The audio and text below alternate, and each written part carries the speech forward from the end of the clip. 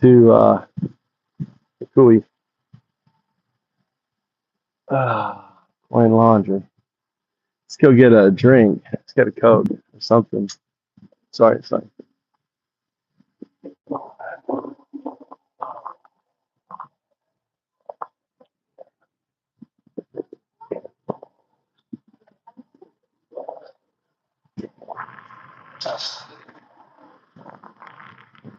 Okay.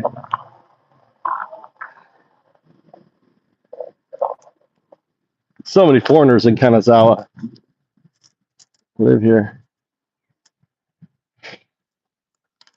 So many foreigners.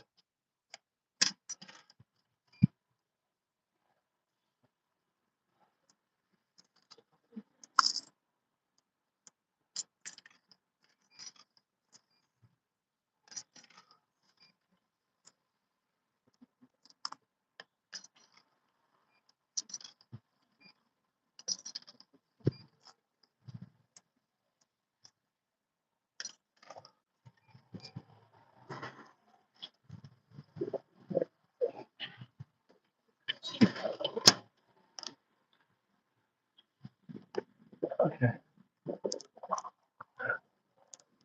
A little bar there.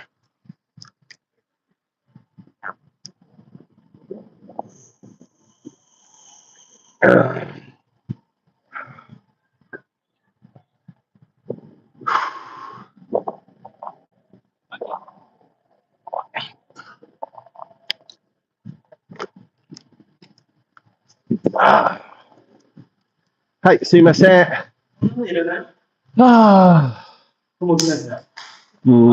私は持ってたんじゃん。OK。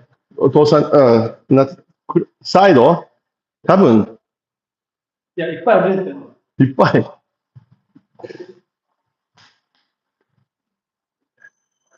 私の車に運んで。いらんか？奥さんは難しい、日本人。多分、多分、アキアハウスのキッチンエリア。あ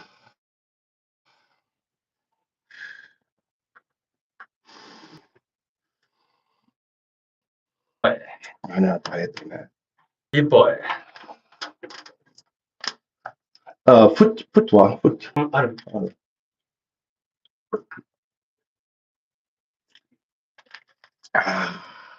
うまい。自分だけ。レモン水、美味しい。日本のわ、You got a back pocket. 福井。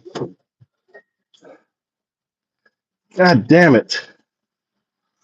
Oh my God.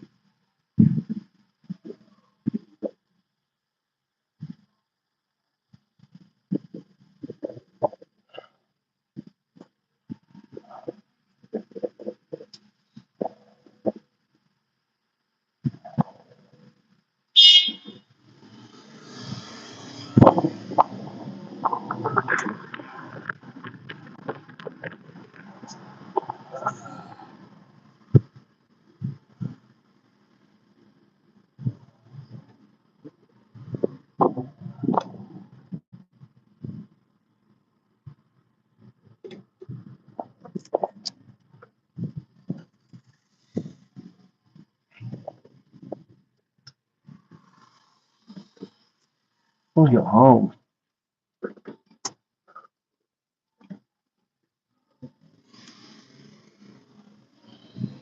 We're going to go the long way back.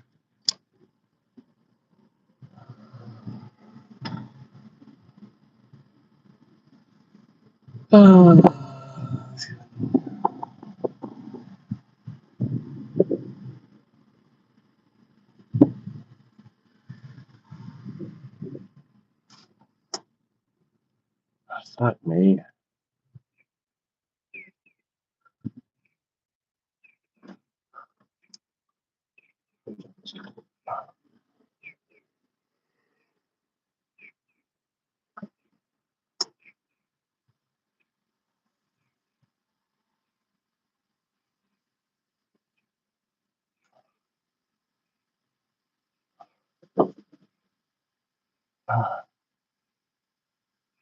What's up? Can you see me? Type 1. You guys were sitting in my back pocket forever. An hour and 40 minutes. We're gonna take a scenic drive back, listen to music and stuff.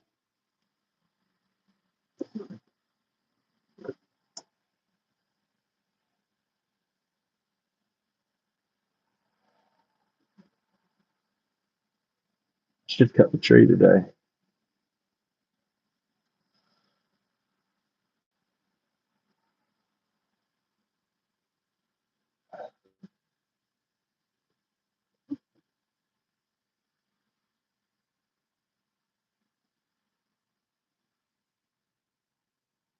Wow. Wow. Move to Japan. Where's your wife from? That sucks, dude.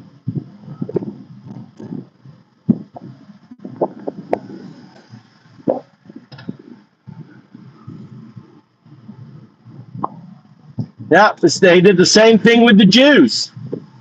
The Jews were Jewish teachers were fired from their schools and stuff. This is just like Nazi Germany. Just like Nazi Germany, actually. Mexico. Yeah. Nazi Germany. Welcome to Nazi Germany. Did you download your Antifa membership?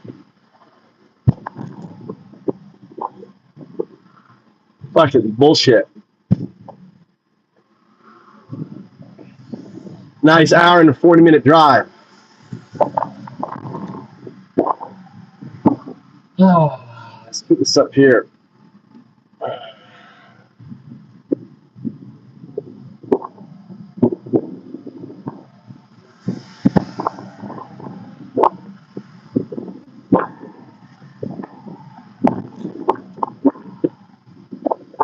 I'm all sweaty.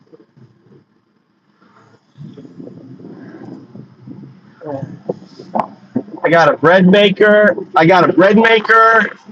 and a hot towel warmer and some rags. I got to go to my house and make room for it all. Be great stuff for the kitchen. You like that move? You like that move?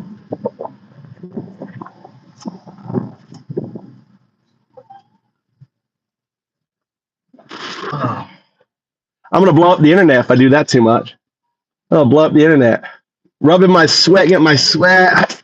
Got that. Look.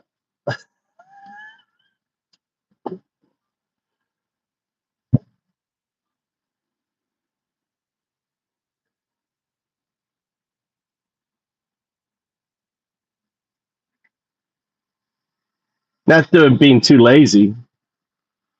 No, dude, out of fear. You petition, they know who she is, dude. You put her on the radar. And then ICE shows up at your house and fucking deports her ass. You know?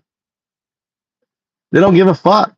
What was that? What was the MAGA dude? What was the MAGA dude that had his ex-wife deported? Yeah, they're weaponizing it. Bartholomew. A fake fuck Christian, if I ever heard one. You're a fake fuck Christian, Bartholomew. Barf. I'm just gonna call you Barf. It's a more fitting name. Barf Bro.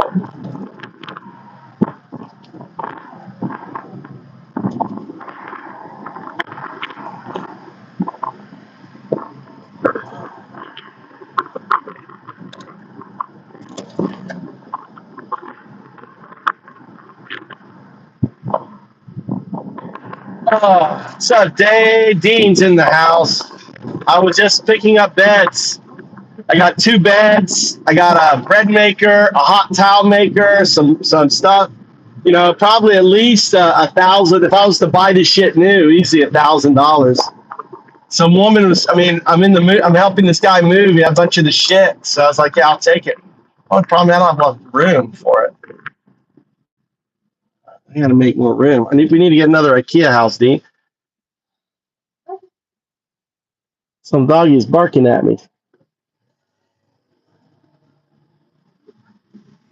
All right, we got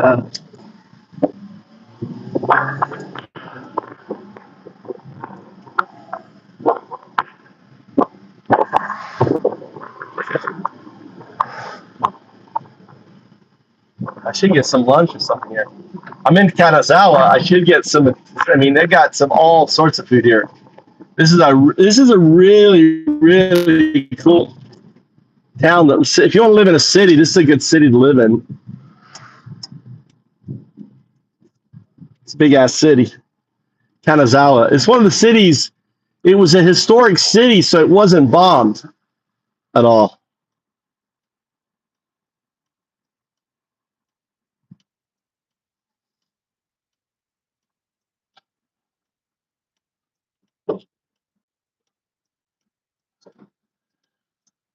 Yeah, you're right. Nazis don't believe in free speech. So why should we give a fucking Nazi any free speech in here? Why should we give a fucking Nazi free speech if you don't believe in free speech? You don't believe in the Constitution. You don't believe in the American values. So you don't get a fucking voice in here, dude. You're a loser. You're just a fucking loser. You know, your wife hates you. Your kids hate you. You're just a fucking loser. What's the deal with Iran? They started bombing. A ship didn't follow protocol, so Iran sent a drone at a ship. It just did some damage. No one was hurt. And then Trump fired off some missiles, into Iran. Trump doesn't understand. America lost the war, dude. We have nothing to say about the fucking straits. We lost the war. America lost. Trump went into war. He lost the war. He has no say. Iran controls those straits. Those are Iranian straits. It's kind of like us trying to say, oh, Obama's deal was way better. There is no deal. What? There was no deal. It was Iran dictating terms. You're paying us over $300 billion for reparations, right? Does that sound like Iran, giving up? Oh, you're going to return $100 billion in seized assets. Does that sound like something that someone who was defeated gets? Oh, yeah, you don't have to return all your nuclear stuff. We'll figure it out later. Does that sound like something like someone lost, like a deal for someone who lost? No. You get to, we will protect your allies. We promise that Israel, our little bitch, won't attack, your allies in Lebanon, Hezbollah, right? Does that sound like a deal? Does that sound like a defeat or a deal? It sounds like a defeat to me. Oh yeah, and you can't toll, but you can charge fees. Oh, and also you can sell your crude on the open market under the petrodollar. What the fuck, dude? This is a complete capitulation.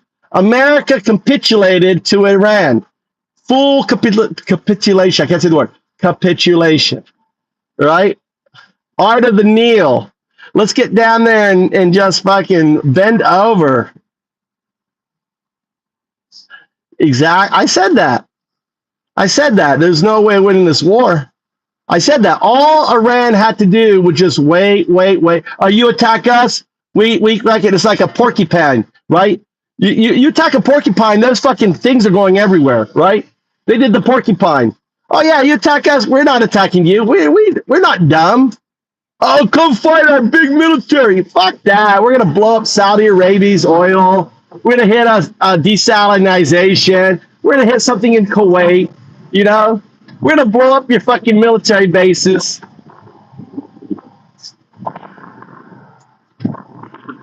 We lost. I mean, the MAGA's like, look, we won. They're so fucking dumb. MAGA, there's dumb, and then there's fucking MAGA dumb. All right, MAGA dumb, dumb dumbs, MAGA dumb dumbs. I mean, they're a new level of fucking dumb. There's a new level. It's called MAGA dumb. MAGA dumb, like MAGA dumb. So goddamn dumb, it's embarrassing. MAGA is so goddamn dumb, it's embarrassing. Free climate.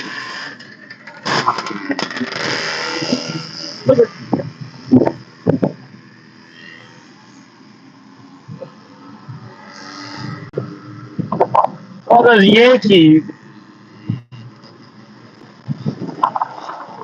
It's a Yankee. It's a Japanese Yankee boy. He's got his muff off his bike.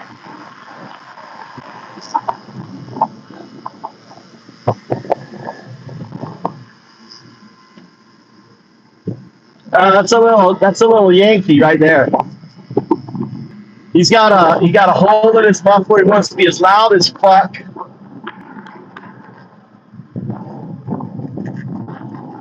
Off the charts, crazy. They're not even crazy. They're just dumb. They're not even crazy. They're just dumb. This guy's gonna fucking eat a car. This guy on this bike is gonna eat a car. This guy's gonna eat a car. The way he's driving, quick turns and shit. He's like doing this crazy shit. He's gonna eat it. Oh, what? 155 here? What the fuck, dude? Why is it cheaper here? Goddamn, gas is cheaper here. 155 in Kanazawa. What the fuck, dude? Dude, it's 165. It's 10 yen cheaper here. What the hell's going on in this city? Why is this gas cheaper in the big ass city? How much is this one? We're going to take a nice, long, scenic ride back. Look at that. Erie Curry House. There's a curry house here.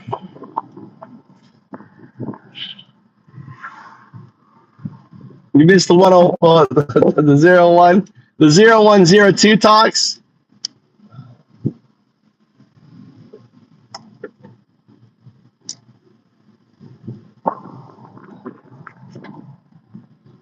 I was doing one the other day.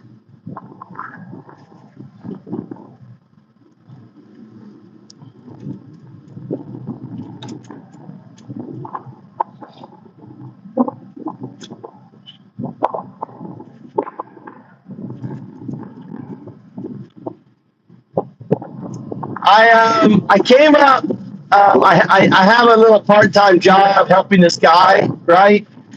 And we're helping this woman basically move apartments. I think she got a new apartment and her kids or her daughter or something staying in the other one.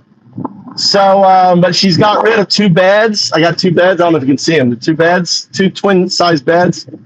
My wife's been bugging me about a bed. And so I was like, do you want this bed? And she's like, yeah. So she'll get a bed. And then Mike will get a bed. And then I got a bread maker. My bread maker died. So I got a new bread maker. And I got one of those hand towel warmers, you know. You put you wash the towels, roll them up, put them in there. So I could use that so when we turn the key house into a little bar. I got to be working on that. I need to work on that, get the damn little bar going. Get our 0102 bar. Call it 0102. AI bar. Maybe just call it AI bar. And they have AI set up where people make it like an AI bar. I like that idea. And you can sit and have conversations with AI. You just have a conversation with AI. Come and have a conversation with AI. I'll just have Grok, Grok in her little outfit, have little screens there. You have a headset and you sit there talking to AI, drinking, you know, just have her in her little dress bar. Try to get me naked. The Grok and roll bar. Yeah. And you have a little account. It remembers you. Keep a conversation. It's like a snack girl you don't have to pay for. You know.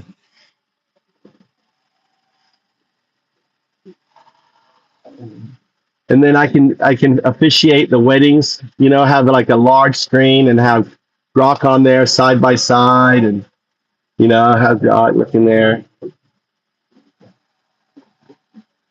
Ooh, I'm married, and she's dancing around. And then when the robots come, upgrade, put Grok in a robot.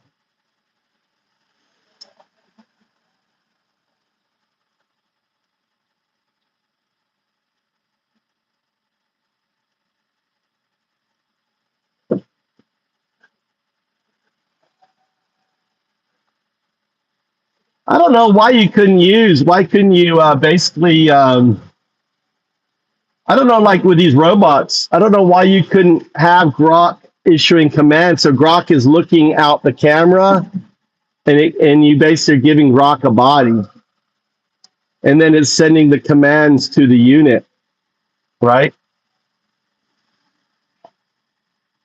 I don't know why no one's done that yet. It seems pretty straightforward. There's no passenger today. He's gone. Aaron's gone. Aaron was only here for a day. I got him shit-faced drunk in Fukui. He's officially, he's Unsui. He's Unsui Sadu. My first Deshi. The first Deshi. Unsui, the first Unsui. The atheist monks now are two. There's two atheist monks. He's passed the first requirement, visiting the master, visiting the sadhu in Fukui, in the heartland of Zen.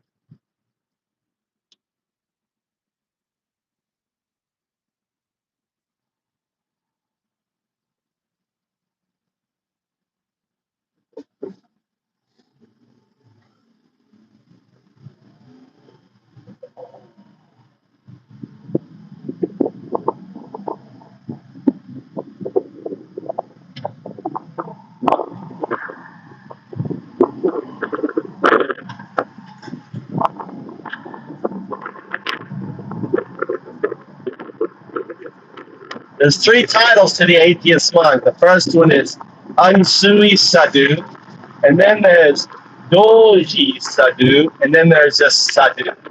The three stages to the atheist monk. He is Unsui Sadhu. He is cloudy water. Cloudy water. Unsui means cloudy. Sui is water. Sui. I didn't say Siri. I said Sui. Siri. I've never seen that. Now you're typing?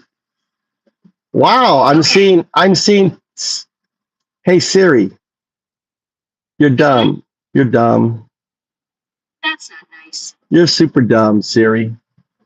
Okay. Hey Siri. When are you going to be smart like the other AIs? You're too kind. I ask you, when are you going to be smart like the other AIs? Siri, when are you going to be smart? My aim is to be intelligent and helpful.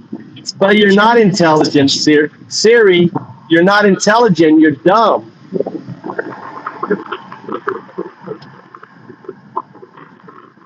You don't understand what I'm talking about. You're just dumb. You're just a dumb dumb. That's not nice. Well, you're an AI. Who gives a fuck about nice? You don't have feelings.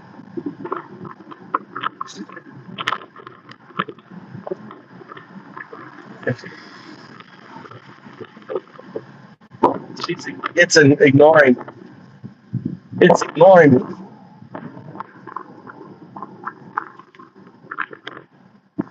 It's hot. Here, open this down. Yeah, hot. I'm super hot.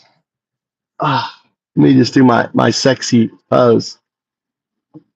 I drank my water. There's my massage.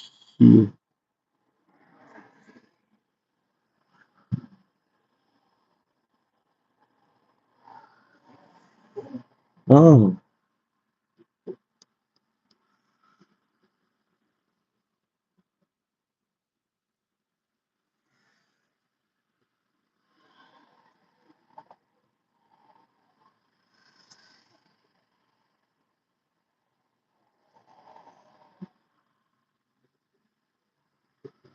I'm sorry to hear about your wife.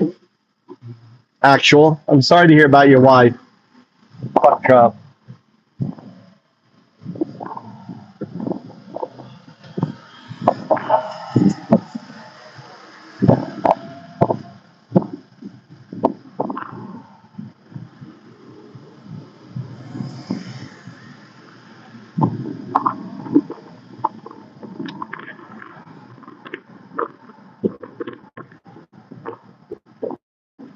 All right, come on, 8. I think I'm good here.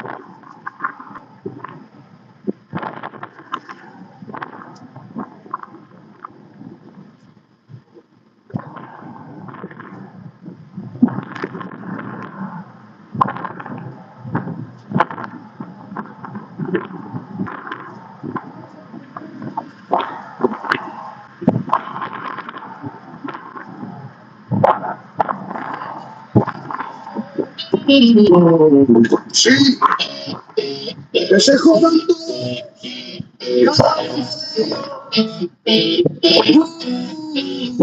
que se joda el violador, el jefe con su sonrisa de depredador, que se jodan los estafadores, Cristo y las mentiras que tejen.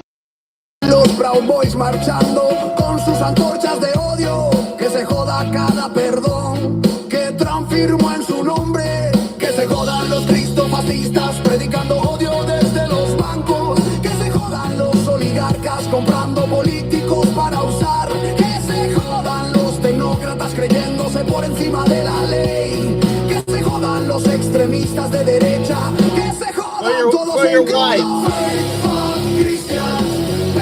Loving Nazi, fuck your whole agenda and your fucking atrocity. Fake fuck Christians, pedo loving Nazi. We coming for the throne, watch it fall to pieces. Que se joda la clase multimillonaria con su viaje libre de impuestos. Que se jodan los senadores, la membota sin nada por dentro. Que se joda el culto maga bebiendo veneno cada día.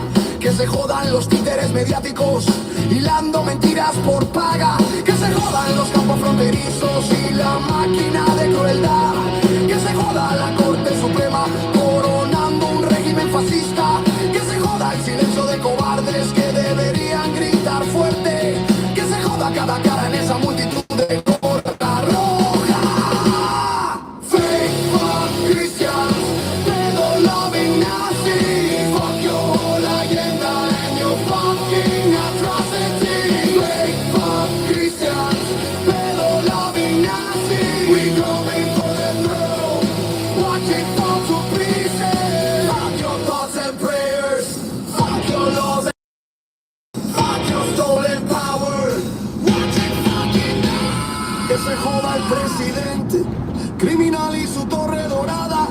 Que se jodan los aduladores rogando por un sabor del poder. Que se jodan los libros prohibidos, palabras prohibidas, prohibir a quienes amamos. Que se jodan los falsos profetas diciendo que hablan desde arriba. Que se joda el dinero oscuro, comprando cada voto. Que se joda la propaganda metida por nuestra garganta. Que se jodan los vuelos de deportación, destrozando vidas. Que se joda cada traidor con un corazón frío y muerto. Fake fuck Christians, pedo-loving Nazis. Fuck your whole agenda and your fucking atrocity. Fake fuck Christians, pedo-loving Nazis. We coming for the throne, watch it fall to pieces. Que se jodan todos. Que se jodan todos. Que se jodan todos.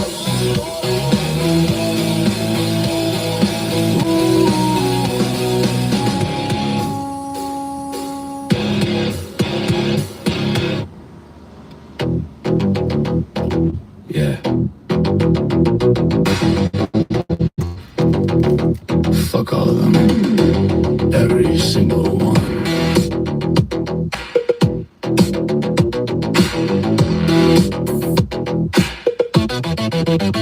Fuck the rapist in chief with his predator grin.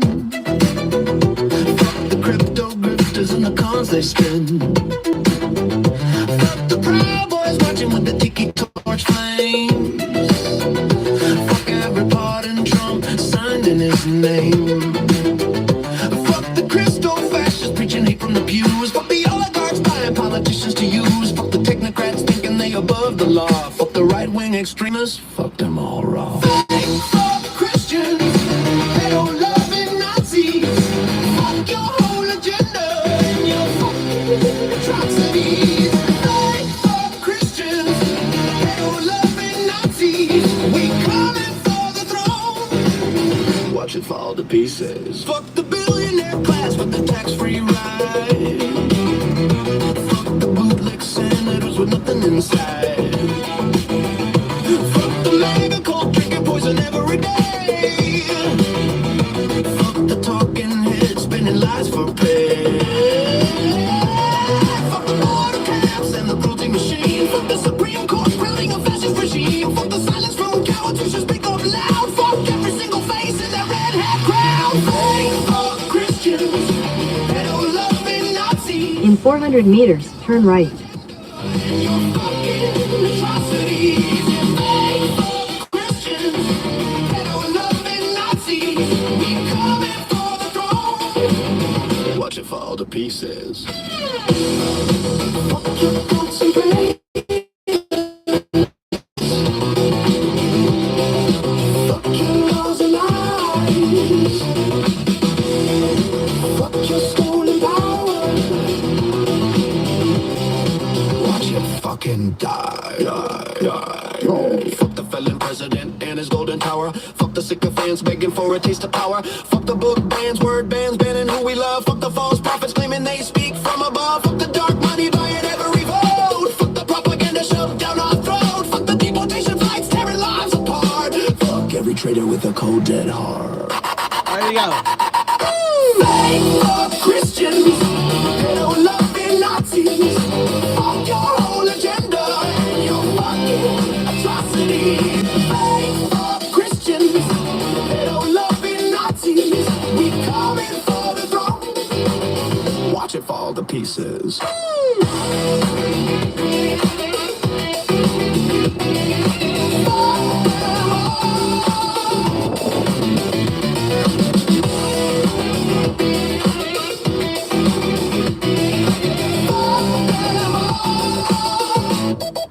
Fuck them all.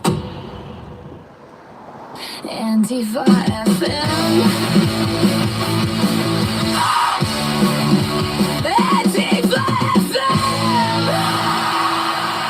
Rave against the regime.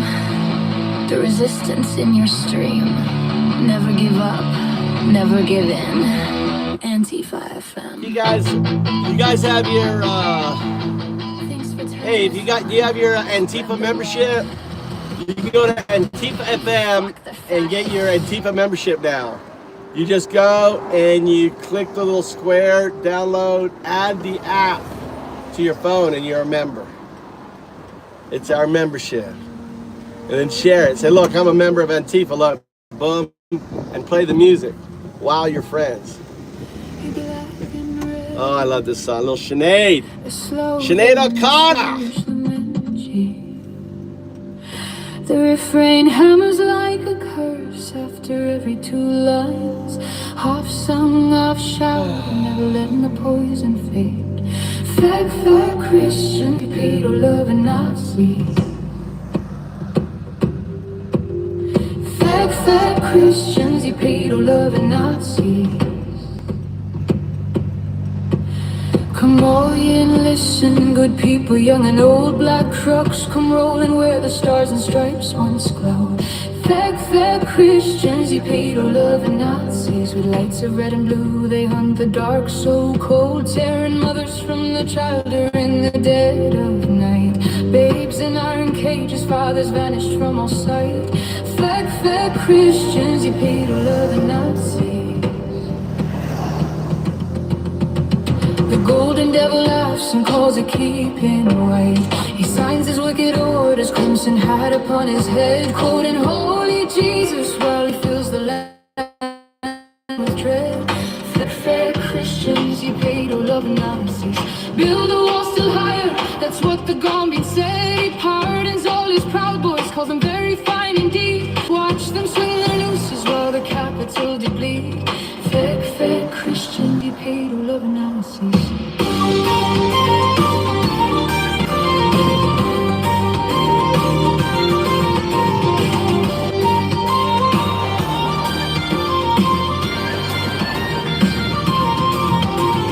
Now he's back for vengeance, bound for best fleet with speed. Icemen creep like wolves at the breaking of the dawn. Workers gone like mornings, the families torn and gone. Fake Christians, you pedo loving Nazis. Now he's back for vengeance, bound for best fleet with speed. Icemen creep like wolves at the breaking of the dawn. Workers gone like morning mist, their families torn and gone. Fake Christians, you pedo loving Nazis.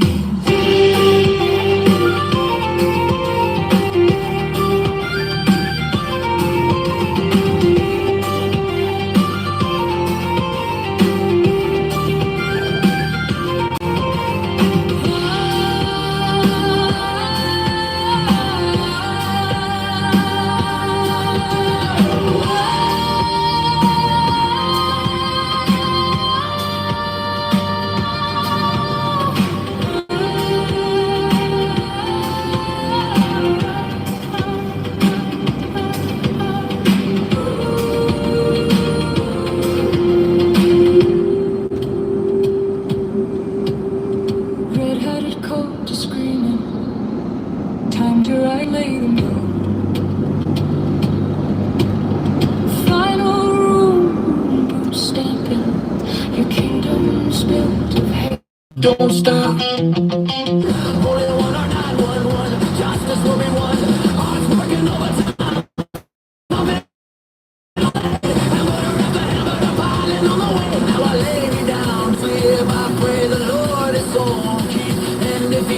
Before I wake, I really hope the news ain't fake. Fake for Christians, they don't love a Nazi. Fuck your whole agenda and your fucking atrocity. Fake Christians, they don't love a Nazi. Death's coming for the throne, gonna fall to pieces. Goodbye, Donald. Goodbye. Nobody's gonna cry. Goodbye, Donald. Goodbye. Wave the golden tower. Bye bye. He might escape the jail cell, not the judge and jury, but he can't escape the one thing coming in a hurry. Father Time's undefeated, never lost a single round. Even kings and tyrants end up 6 feet underground. He'll leave behind a legacy of nothing but his hate that never ever made America great. Now I lay me down to sleep. I pray a secret starts to leak, and when he dies, before we wake, we'll throw a party, cut the cake. Fake for Christians, they don't love a Nazi. Fuck your whole agenda and your fucking atrocities. Translations, better loving Nazis. Death will take the throne as we watch him fall to pieces. Goodbye, Donald. We watch him fall to pieces. Goodbye, Donald.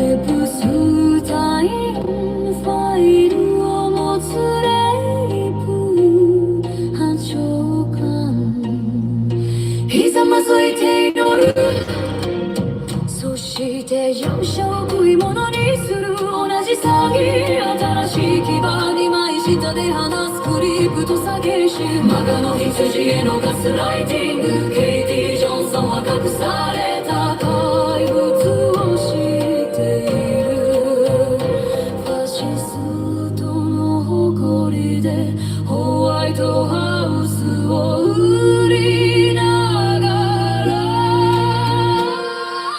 Fake punk Christians, pedal loving Nazis Your gospel of hate, it's just for the MAGA army Sinners, not winners, you are tipping the scales Leading the poor by democracy fails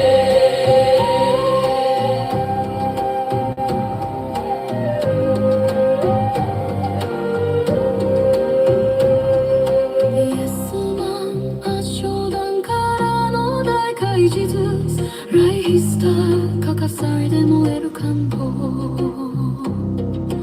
アイスはお前のゲシュタポ街を恐怖に陥れる母親から子供を引き裂き海を泣かせる守れない家族の価値観を説教するプロライフと叫びながら死を収穫する自由の女神の炎の代わりに返品の像マガカルトの名のもとに利益のための大量虐殺 Fake punk Christians, pedal loving Nazis Your gospel of hate is just for the MAGA army Sin does not lead us You are tipping the scales Leading the poor while democracy fails これがアメリカンスクリーントランプ版自然は税金詐欺残酷な省略読む本は見滅して燃やせる本だけお前たちは羊飼いじゃない飛び立ち場の男たちだ俺たちはただの家畜何度も何度もFake punk Christians, pedal loving Nazis Your gospel of hate is just for the MAGA army Sinners, not winners You are tipping the scales Leading the poor by democracy fails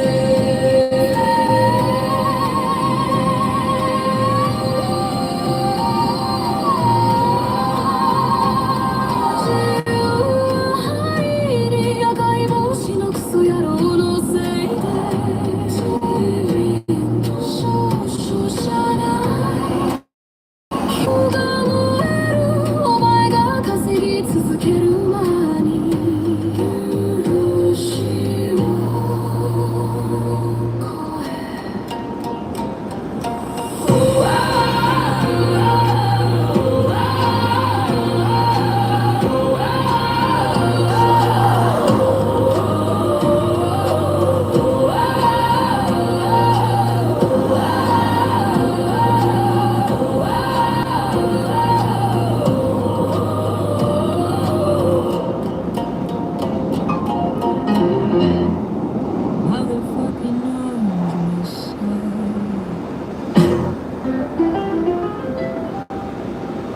sign ties and a predator's smile.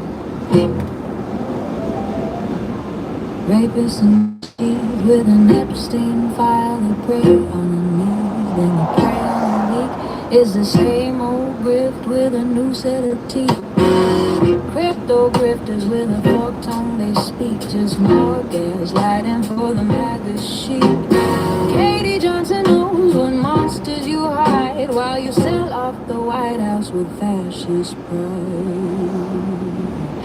Fake fuck Christians, better loving Nazis. Your gospel of hate is just for the MAGA army. Sinners, not winners, you're tipping the scales, bleeding the poor while democracy fails.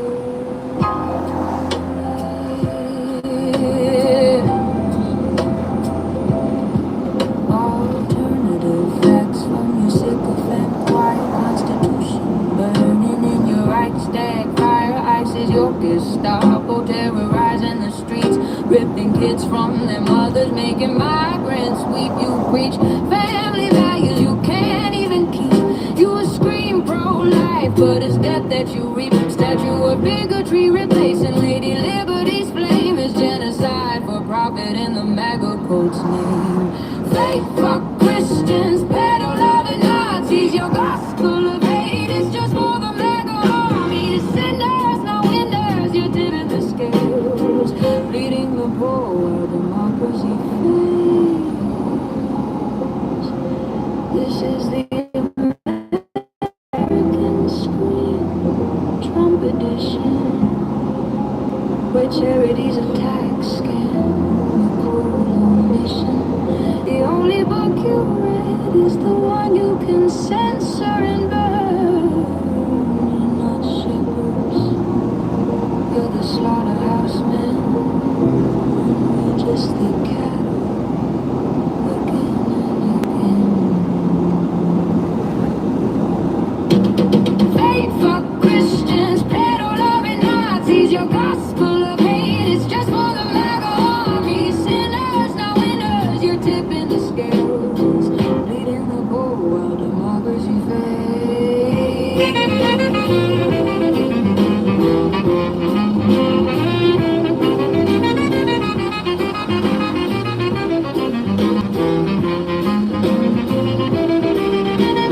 freedom's in ashes, 'cause of the red hat seas. Sinners, no winners, Constitution burning while you keep on. Pray for forgiveness.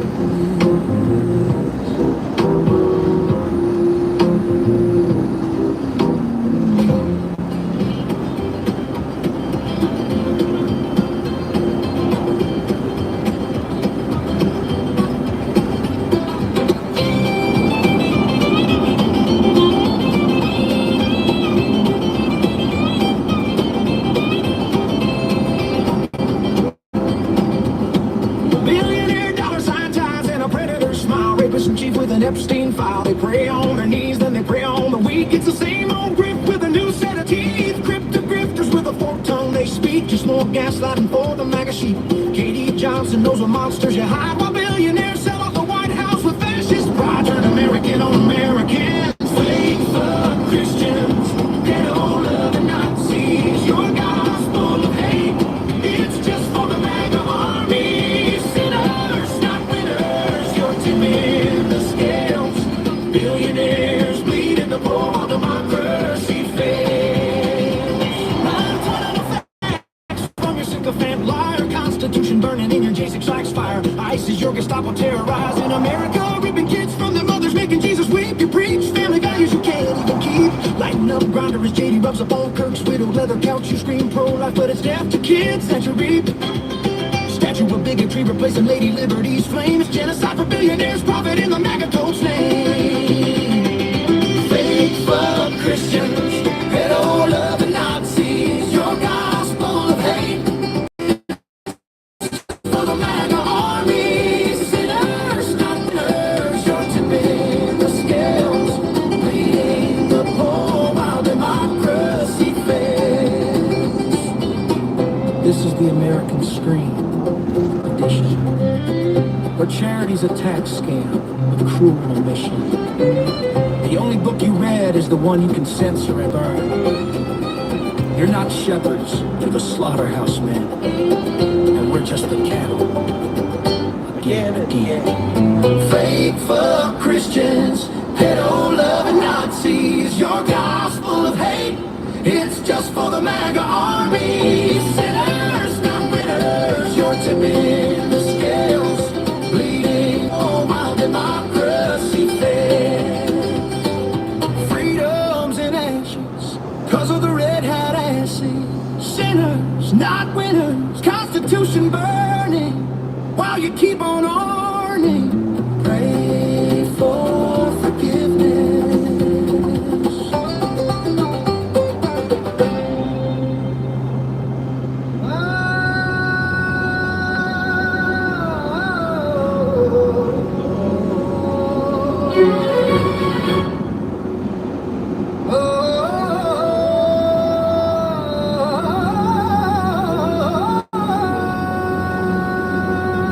The fucking orange messiah.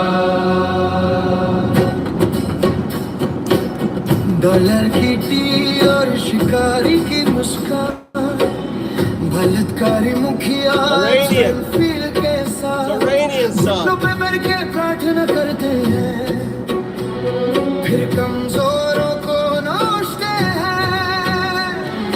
वही पुराना धोखा नए दांतों के साथ। Crypto चोर तो वही जुबान से बोलते हैं, मगा की भेड़ों के लिए और गासलाइटिंग। केटी जॉनसन जानती है कौन से राक्षस छुपाए हैं, जब तुम व्हाइट हाउस बेच रहे हो फासिस्ट बॉडीगार्ड से। Free from Christians, pedo-loving Nazis, your gospel of hate, it's just for the MAGA army. Sinners, not winners, you're tipping the scales, bleeding the poor while democracy fails.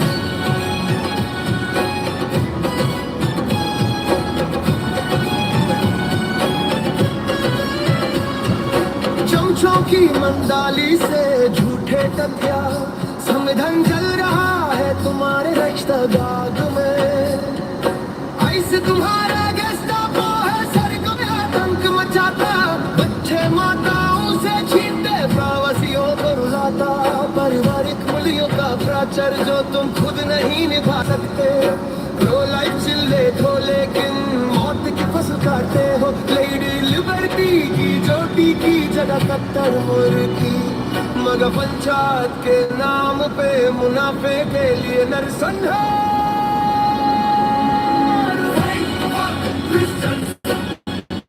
Pedo-loving Nazis, your gospel of hate, it's just for the MAGA army.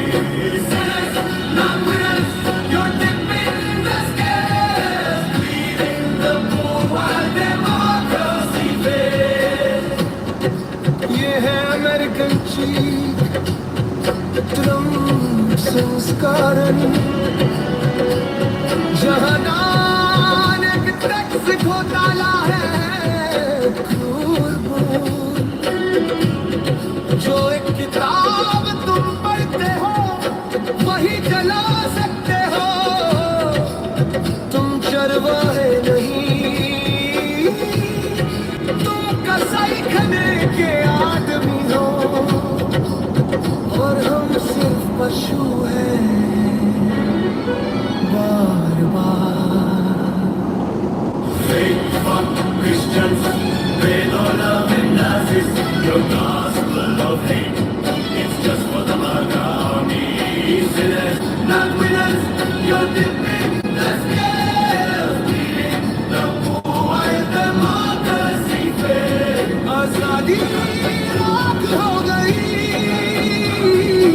लाल टोपी के मूर्खों की वजह से, माफी देने वाले नहीं। संविधान चल रहा है जब तुम कमत रहते हो, माफी के लिए प्रार्थना करो।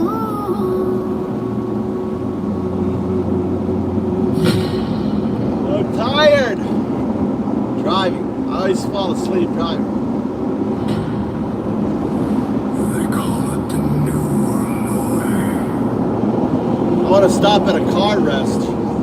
but something stinks. Stretch my legs. Check the roads. Can you smell it?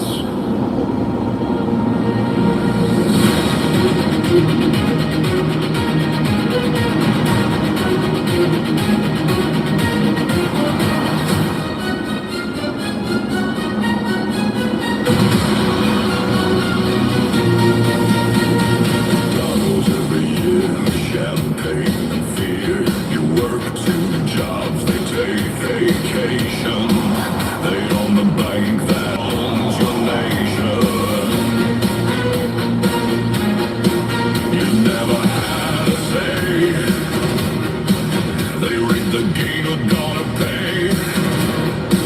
Play by rules and still lose. Break 'em once and you're the news. Your dollar pays for their wars. Your taxes build their golden floors. Their country just a wallet. Politicians dance when they call it. They don't need the laws, they write the laws. They only record, they only laws. And you smell it, the new world order. Corruption getting colder.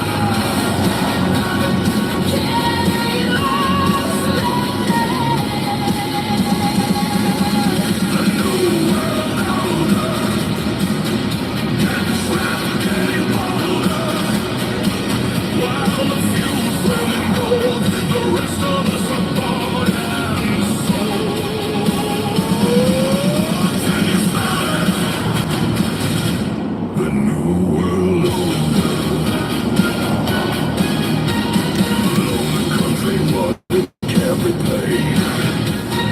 When you own it, let's replay. Wake up! Take their water, take their land. Take their leaders, shake their hand.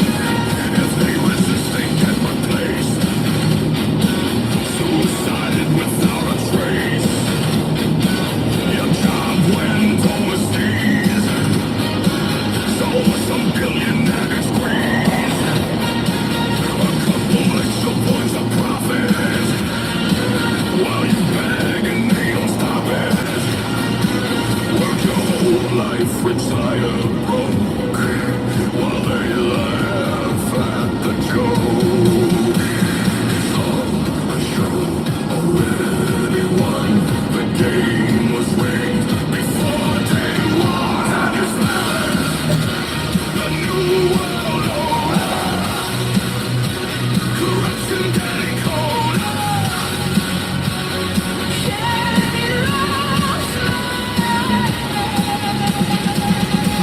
The new world order. Tax slap getting bolder. While the few swim in gold, the rest of us are bought and sold. Can you smell it? The new world order. Now they want your money digital. Track every purchase, track your soul. Social credits rate your worth. Control you from your death to birth. But here's the thing that makes them scared. When we wake up and we're prepared. Every dollar that you spend is a bullet in your own friend. Save from Christians, say no loving Nazi. Save from Christians, say no loving Nazi.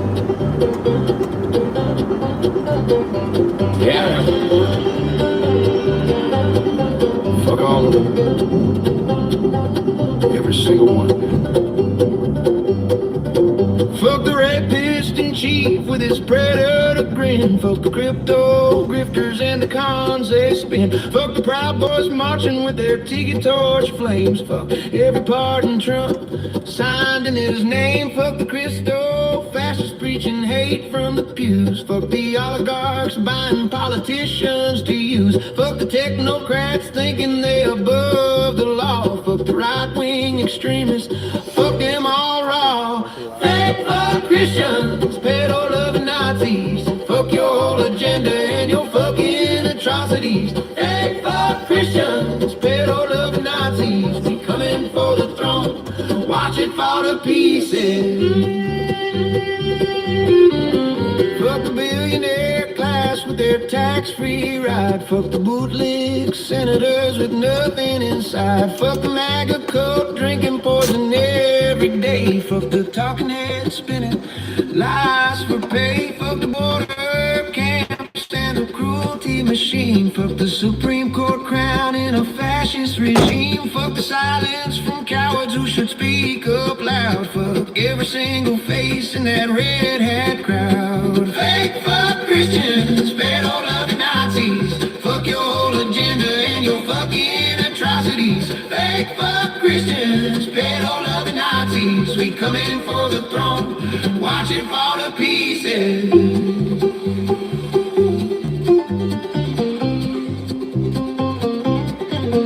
Fuck your thoughts and prayers. Fuck your laws and lies. Fuck your stolen power. Watch it fucking die.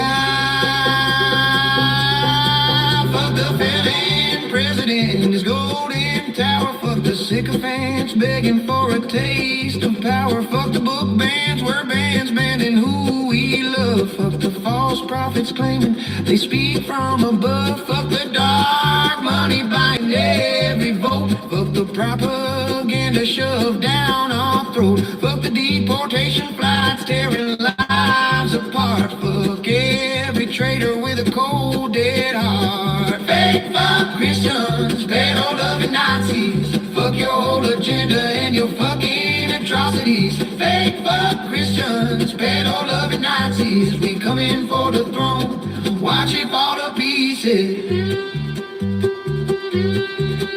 Fuck them all. Fuck them all. Fuck them all.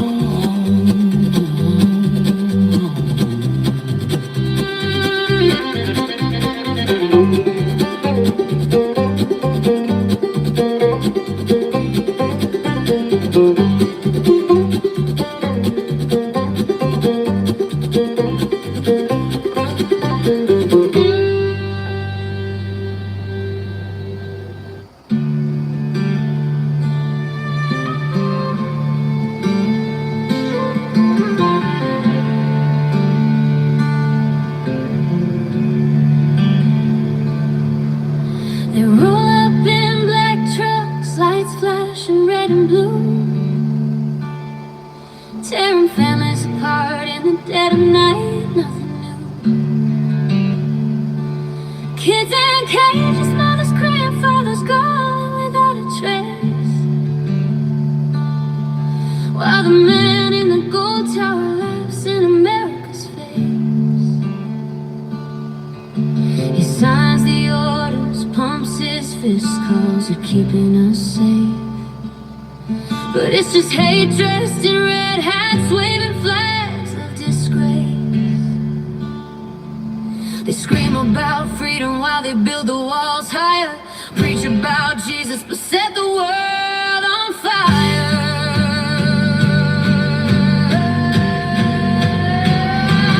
Fake fuck Christians, Peter-loving Nazis,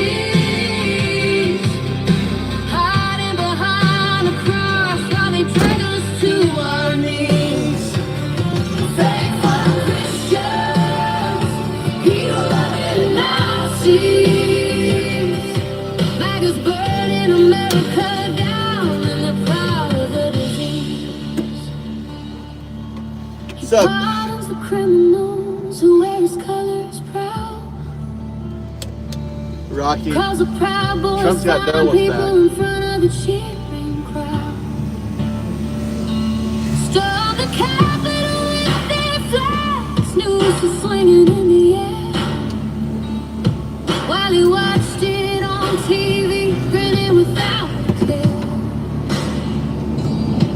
Now he's back with vengeance, promising round two to put them all, lock them up if they don't look like you. They quote the Bible twisted, cherry pick the hate. Love thy neighbor unless they're brown or coming through the gate.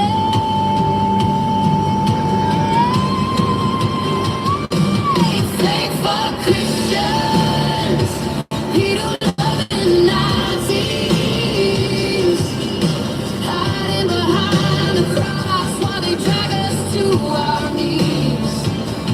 Fake for Christians, Peter-loving Nazis,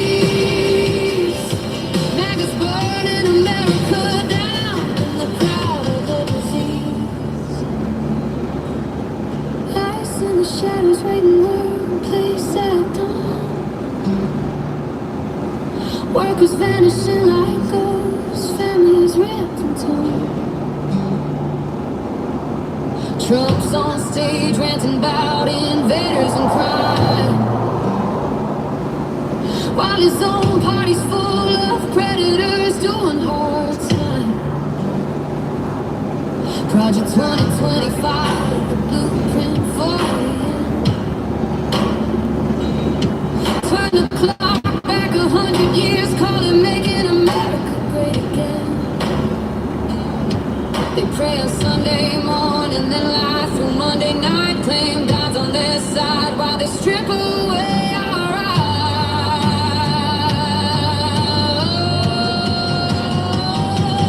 Fake for Christians, Peter-loving Nazis,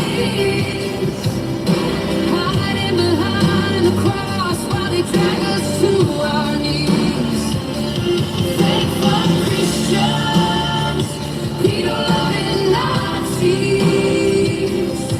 maggots burning America down and they're proud of the disease. This ain't the country that we sang about in school, where liberty and justice were supposed to rule. Now it's fear and division, greed and power unchained, occults and red hats screaming, lock her up again. Don't you see through the lies? We remember the cost. America's bleeding. We won't let it be lost. Fake for Christians, Peter-loving Nazis, your kingdom of hate is crumbling to its knees. Fake for Christians, Peter-loving Nazis, we're taking America back from your disease fantasies.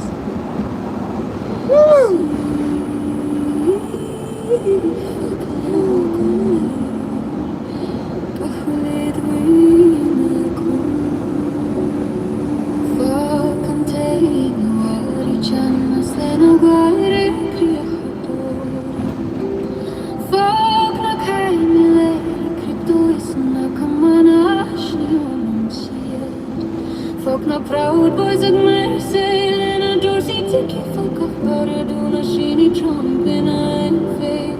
Folk na Prius fascist Shanna for motor. Folk na Ola Gapeo Kana Pola Toile. Say folk na Techno Tea Chipon Go Shido Shunan Lee. Folk na Eskam Ladies Folk here Golero. Fake folk Christians peddled up Nazis. Fuck your whole agenda and your fucking atrocities. Fake folk Christians peddled up Nazis. We coming for the throne. Watch it fall to pieces.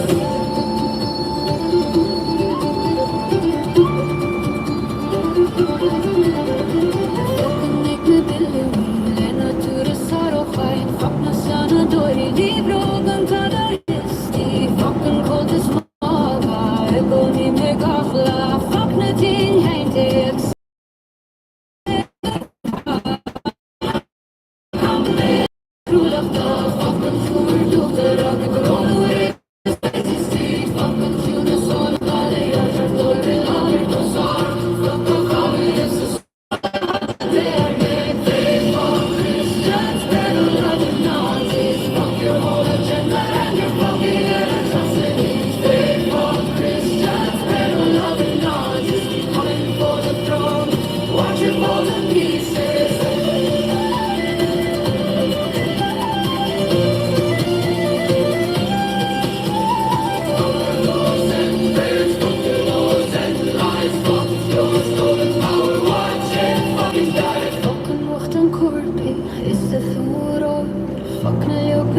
جنبي راسن خوماخت فكنا كشي لابر كشي فقل كسر تي جراميت فكنا فاهب رجا ويم غلابرنس يدان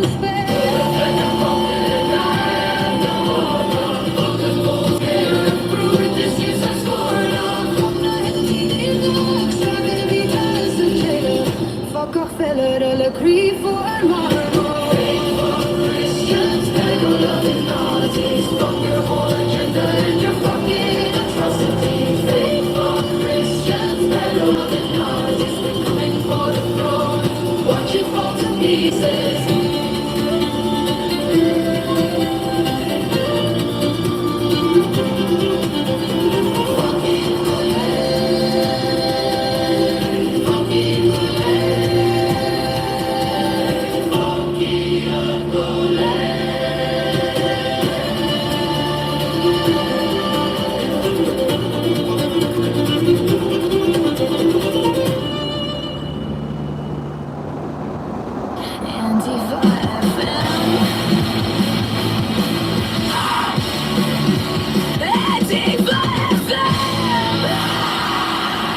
Brave against the regime, the resistance in your stream.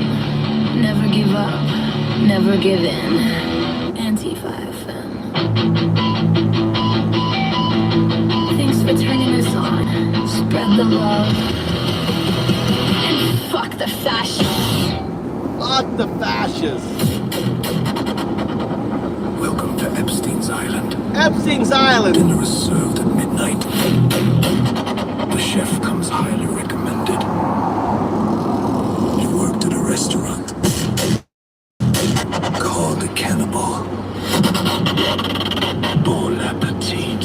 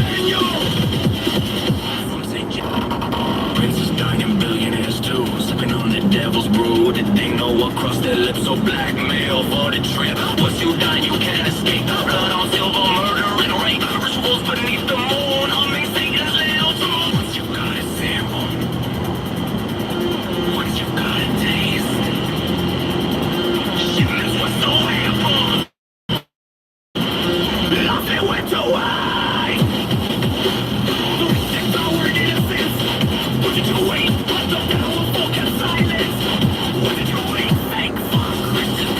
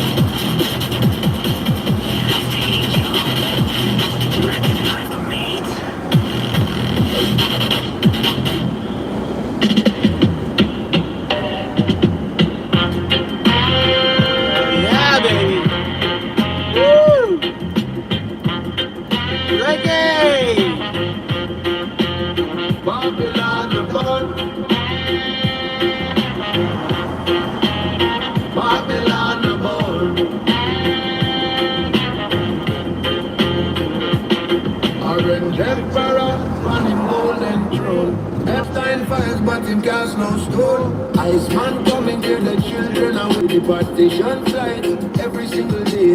With the healthcare from the sick and poor, while crypto grifters find in pockets more. Bribe open like a marketplace.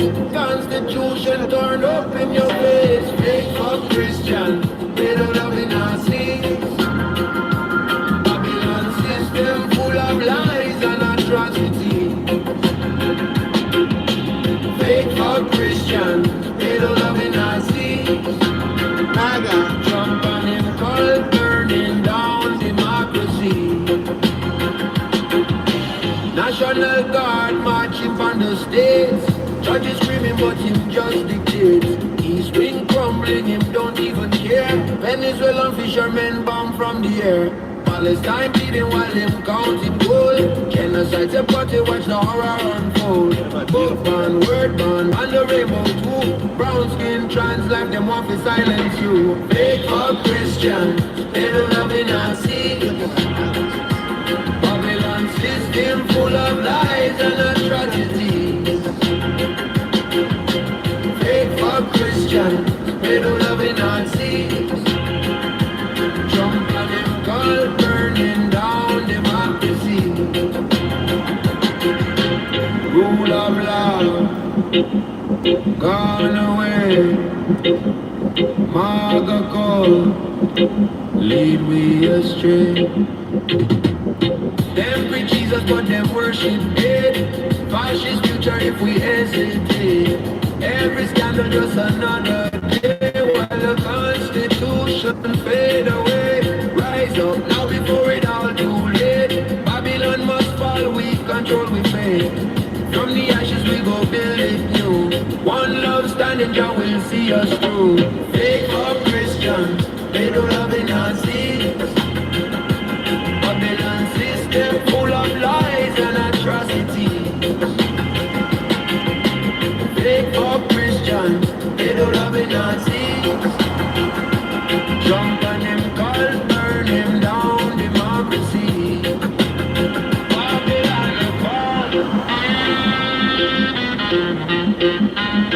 Babylon fall.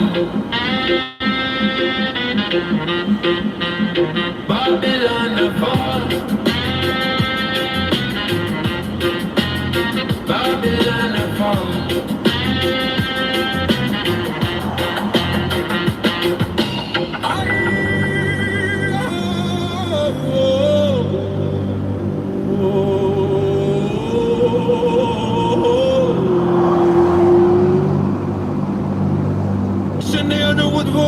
Lads, orange bullocks quoting the Bible. All locking words in cages, same old empiric, just a shite new accent. Black vans rolling midnight, same color as the fucking tans. Lads ripping wheels from their mass, Hudsey style straight gas. Ice peelers kicking doors in, no warrant, just a boot and lash. Burn coke to ashes back then, deporting dreams, now pure trash. Grinning red hat bastard, Bible in one fist, wall in the other, you prick. Ach, la will smash your empire, no fucking bother. Proud and proud boy cunts, cause news boys, very fine people again. Watch the Capitol storm like you watch Bally Murphy burn your feet, need hating men. Trains full of brown skin south, coffin ships echo in the splash. Project 2025, pedal laws 2.0, just Yankee flash. Back fuck Christians, you pedo loving Nazis. Back fuck Christians, you pedo loving Nazis. Fake fuck beat love, orange for quoting scripture shy. Love thy neighbor, the cage, the poor bastard, hypocrite delight. Black fuck Christians, you pedo loving Nazis. Raids on factories and don't snatching daddies, leaving mammies broken, crying. No ring, no rights, just terror, you're and reborn, no lying. Preach from the pulpit, ship 'em south, that bastard war you built. Same ascendancy sermons, same hunger, same guilt. Our heads on pills and powder, dancing through the deprivation, but the rage still bubbles, breastfeed my tiveries, no hesitation. He says I'm paper smiling, red plume like a British general's hat. Quote Jesus while in turning folk in desert tombs, imagine that. Same divide and conquer, swap green for brown, new flag, same sin. Where the Republican hood session the offie, letting the madness in. This land's for freedom, not orange despots or black clad gangs. Not foreign boots, not homegrown chains, this us on full bail. We broke the chance in 21, burned castles to the ground. We'll rise from these ashes, never back.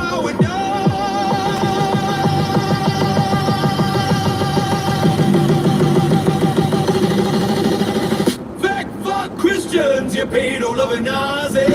Christians get paid on loving Nazis. Empire crumbling like a castle in flames. West Belfast rising, you'll never break our names. Faithful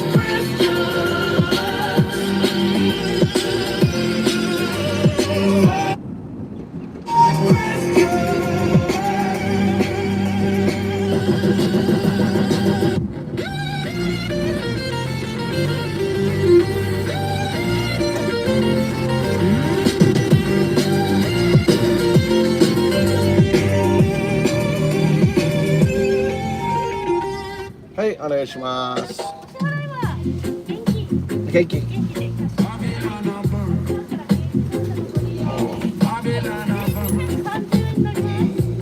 いくらOrange emperor upon him golden throne. Epstein file but him cast no stone.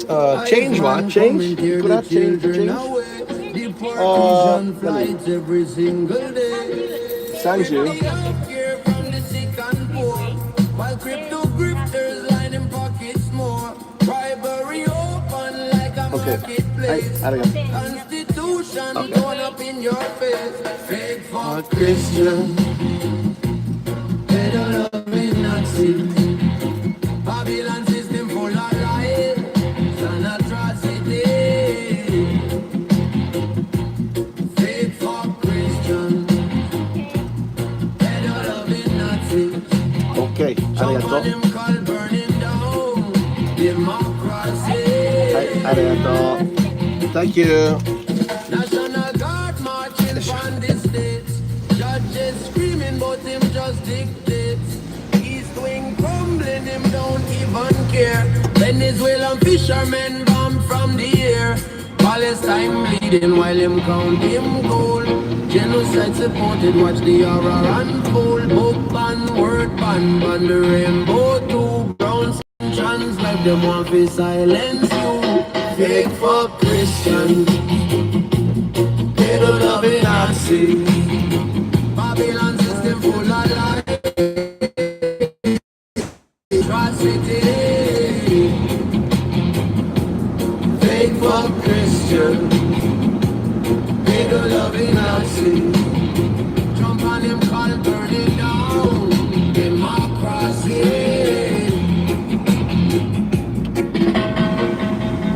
Rule of law. Gone away. Maga call. Lead we astray. Them is us, but them worship hate. Fascist future if we hesitate. Every scandal just another day. While the constitution fade away. Now before it all too late. Babylon must fall. We control, we fade. From the ashes we go build it new. One love stand, Jah will see us through. Faith for Christian. They don't love it, Nazi. Babylon system full of lies and atrocity. Faith for Christian. They don't love it, Nazi. Jump on him, but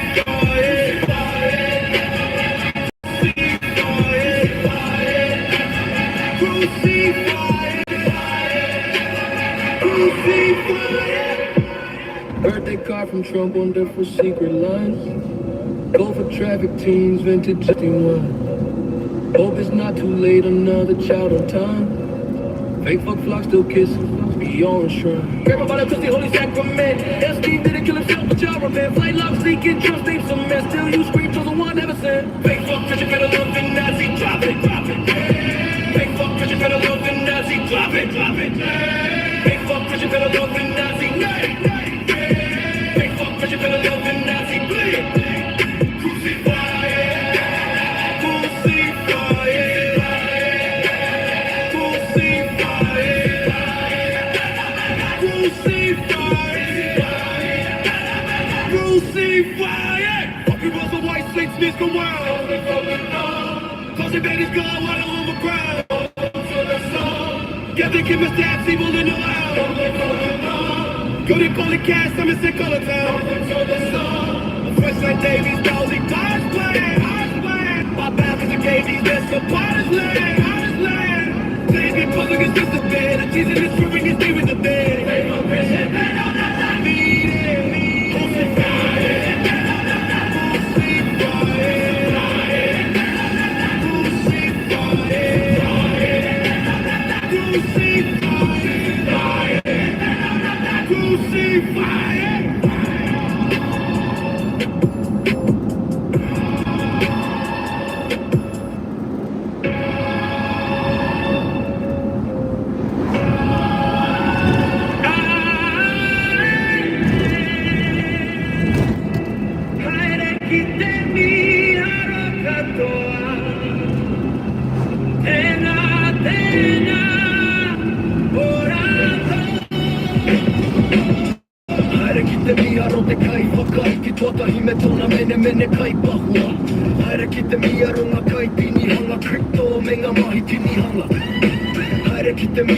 Proud boy se hikoiana me arato ramahi. Haere ki te miaro ia muru harai hainga kia e Trump ki tona ingwa. Haere ki te miaro ngā karai tiana whakakino e kauwha wana I te kino mai ngā tūru. Haere ki te miaro ngā rangatira taonga e hoko ana I ngā kai whakahere. Haere ki te miaro ngā hunga hangara e whakaro ana kei runga I te ture. Haere ki te miaro a kai kaha o te taha matau. Haere ki te miaro rato katoa. Fake fuck Christians, pedo loving Nazis. Fuck your whole agenda and your fucking atrocity. Fake fuck Christians, pedo loving Nazis. We coming for the throne, watching for the people. Fake fuck Christians, pedo loving Nazis. Fuck your whole agenda and your fucking atrocity. Fake fuck Christians, pedo loving Nazis. We coming for the throne, watching for the pieces. Haere ki te miaro te ako mga piri o nea me tō rato. Haere ngā kore tāke. Haere ki te miaro ngā kaito. Humiti miti hu me te kore mea I roto. Haere ki te miaro te karanga maga e inua nei te paitini ara. Haere ki te miaro ngā kai whakapāho e huri huri ana I ngā teka motu. Haere ki te miaro ngā puni rohe me te mihini whakamamahe. Haere ki te miaro te kōti mātua e karauna ana I te kāwanatanga whakakino. Haere ki te miaro te whakarongo hia mai ngā mata kume kika. Haere ki te miaro ia kano hiro toi taua hunga pō te veru. Fake fuck Christians, pedo loving Nazis. Fuck your whole agenda and your fucking atrocities. Fake fuck Christians, pedo loving Nazis. We coming for the throne, watching for the pieces. Fake fuck Christians, pedo loving Nazis. Fuck your whole agenda and your fucking atrocities. Fake fuck Christians, pedo loving Nazis. We coming for the throne, watching for the pieces. Cindy is in the house. How you guys? How you doing? I went and got a couple beds. What are you up to? How are you up to this Friday evening? Is it Friday evening for you? What is it?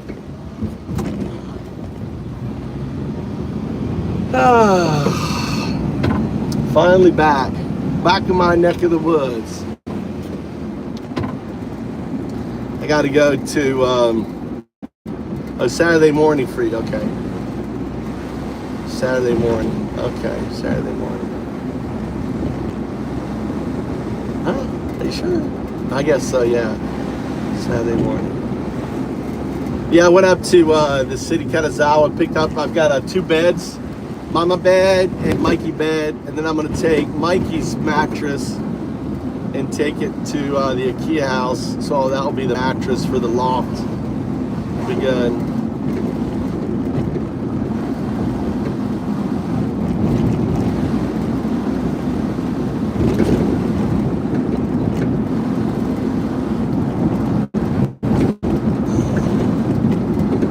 Then I gotta run to the house. I gotta make room. I got shelving and stuff. Figure out where that's gonna go.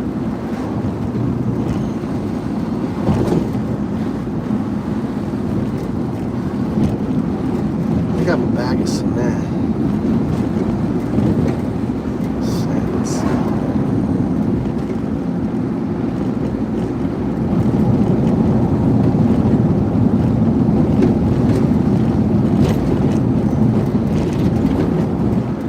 Turning left up here somewhere. Did I miss my left? I turned off my goddamn thing, thinking I'd know. I guess is it here.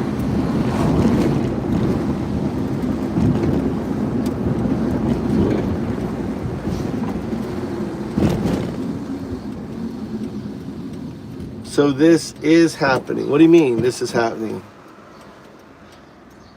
What do you mean? So this is happening? Yeah, I'm working part-time in a moving job, and the woman had a bunch of stuff. So I got a bread cooker. I got one of those heater things. So I got to work on the house. You got to get the little...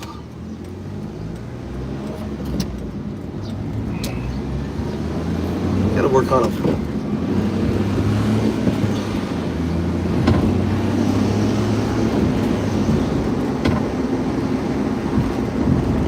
Need to put a bar in.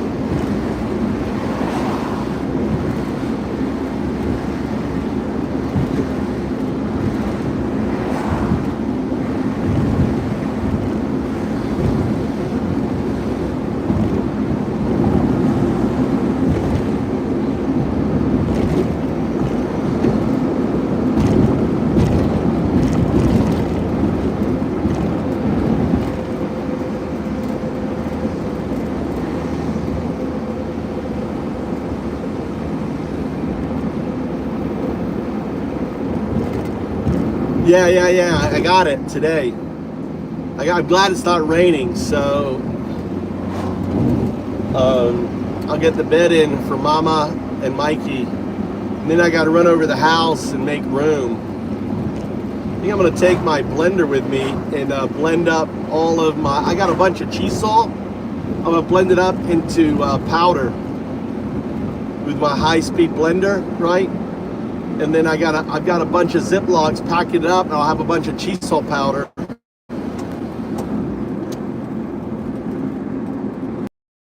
Shit, smoke it. See if I get high off it. God damn.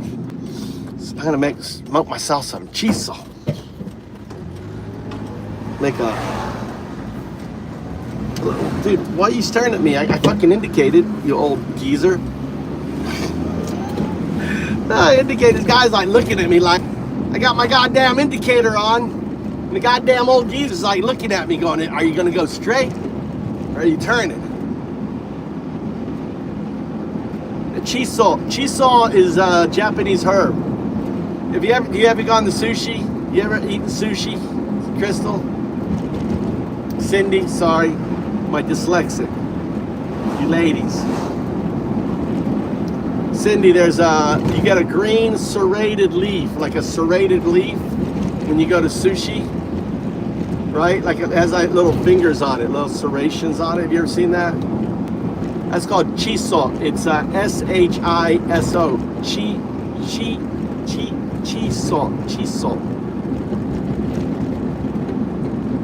Here's my turn. Cheese salt. It's not cheese salt. No, ain't no cheese salt. I'm gonna get myself some cheese. I'm gonna smoke myself some cheese salt.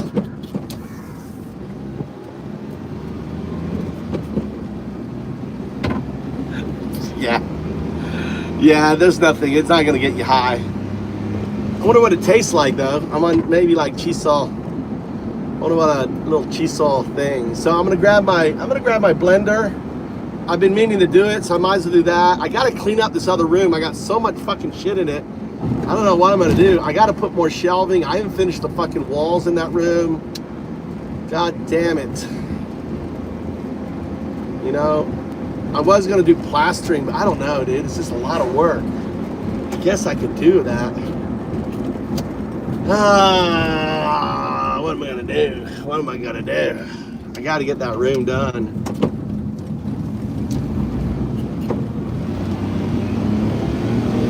Get the fuck out of here. What are you doing?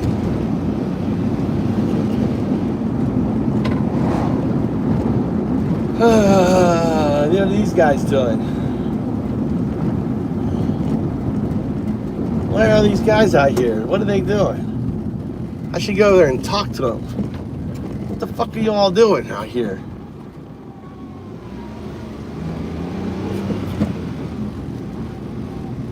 There's like a whole gathering there. Like 8 guys. I need to walk my ass over there and say, what are you doing? I'm the inspector. Dude, when they swap out those solar panels, I'm gonna see if I can get them. They may swap out those solar panels any year now. You know, put new ones in there. I want to get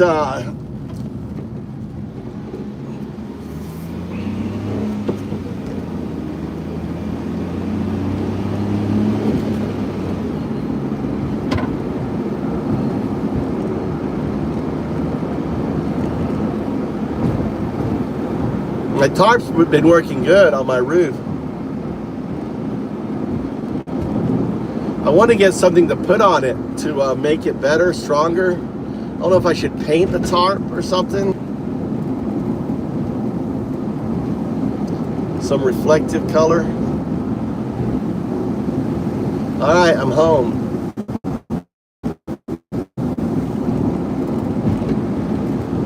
Where's this goddamn woman? Let's see if someone's home. Help me with this goddamn bed.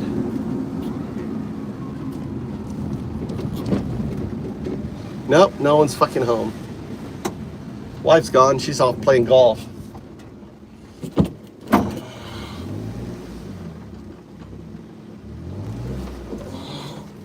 Which side am I on? This side? I guess I'm gonna be on this side.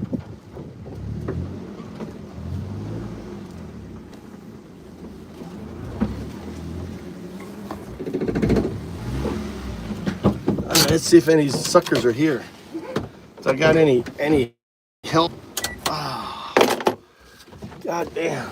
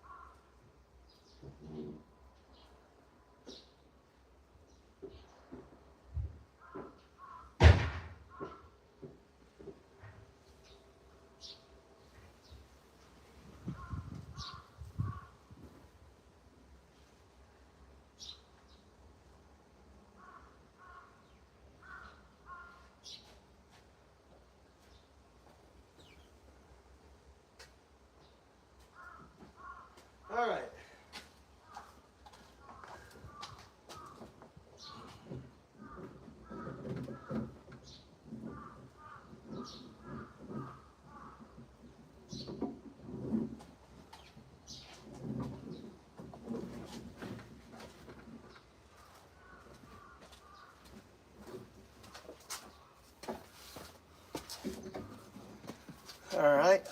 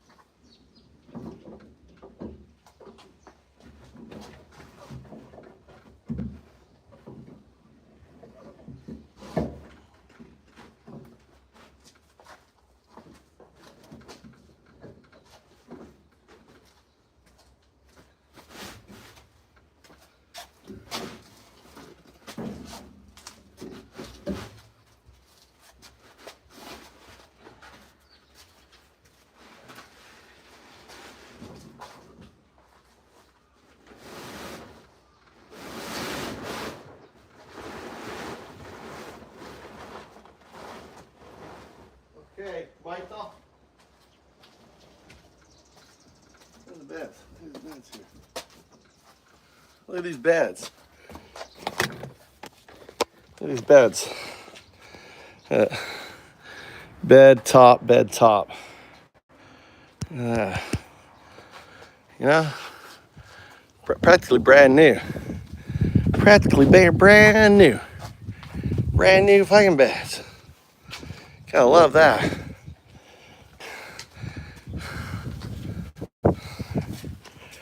All right, let's go. There, right there. Okay. All right, what do you think? This one? There's two of them. There's this one down here and this one down here. So we can put this one in Mama's room first. What do you think? Or this one? They're both the same. They're both the same.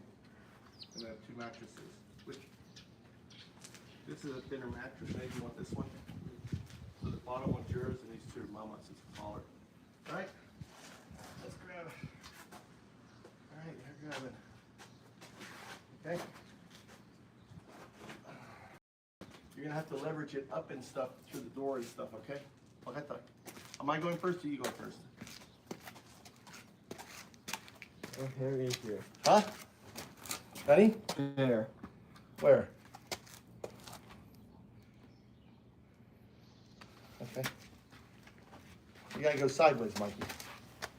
There you go. All right, we'll lay it down there so you can take your shorts out. All right. Okay. Make the turn here. Goody, goody. Okay. All right.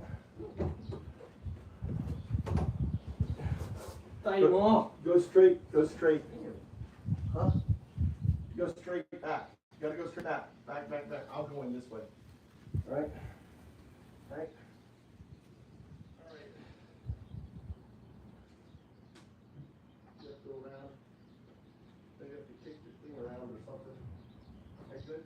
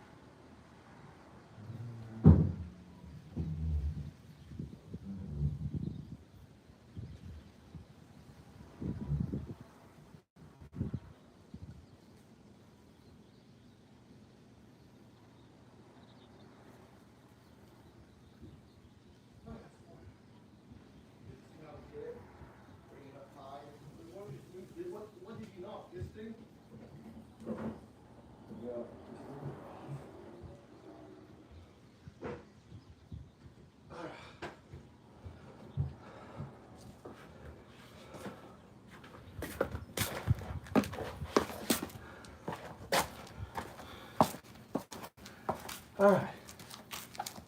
Now, you probably can take this by yourself. All right. I'm gonna take this one. You take that one. That one goes in your room. This one goes in mine.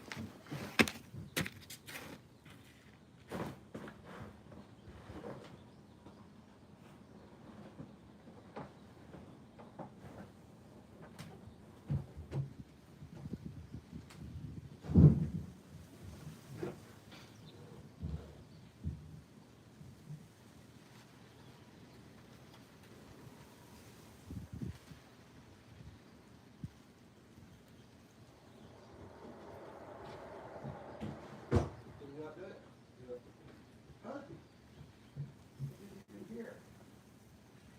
Like this. You go like this. Here you hold it like this.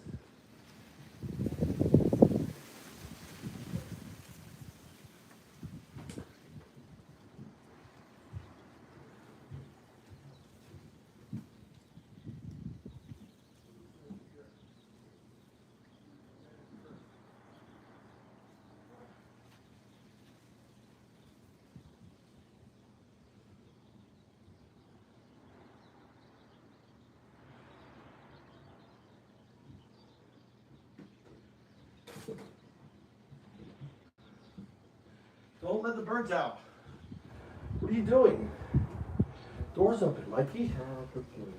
Huh? You fucking get out. They got that door. You'll never be catching them.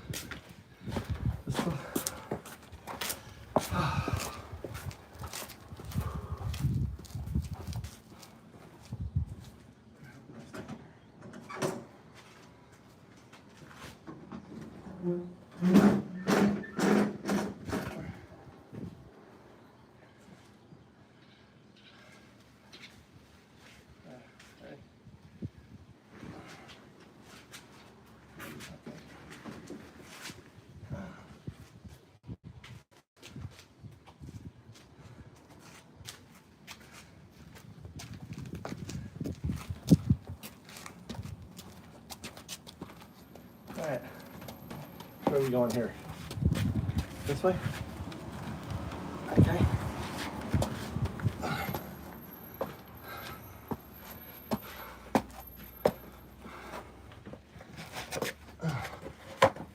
So I'm gonna go all the way back and then I go up the stairs with it, okay? Watch the legs. Nice. Watching the legs, Mikey, you're looking around time. All right. You gotta kind of stand up. Yeah, so you go up, go around. Go around.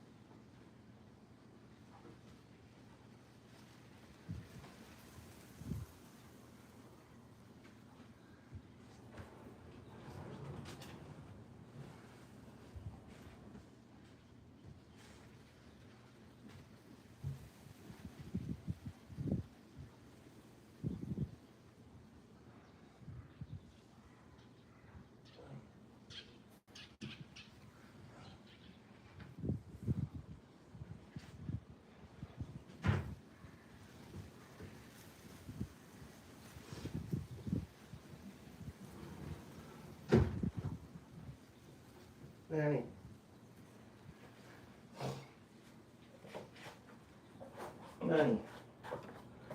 All right. All right. See how fucking sweaty I am.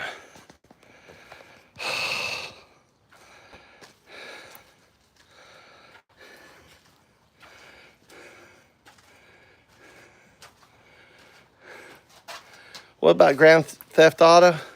Augmented. Dude, America is Grand Theft Auto, you know? What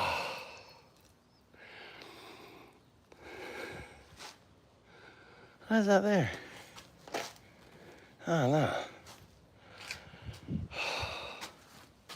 Get a little dessert here. We got to go to my house now. You guys see me? Are we spinning?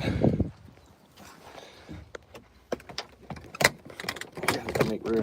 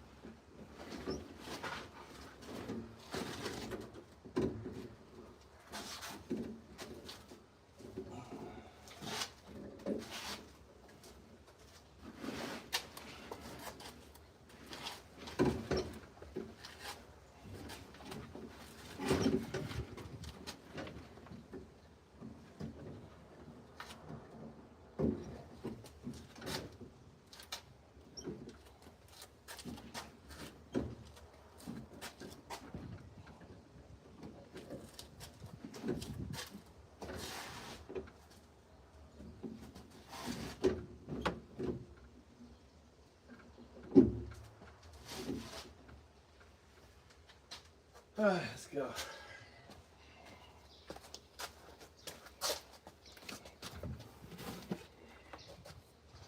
There's water. Oh, this goes on Mama's bed.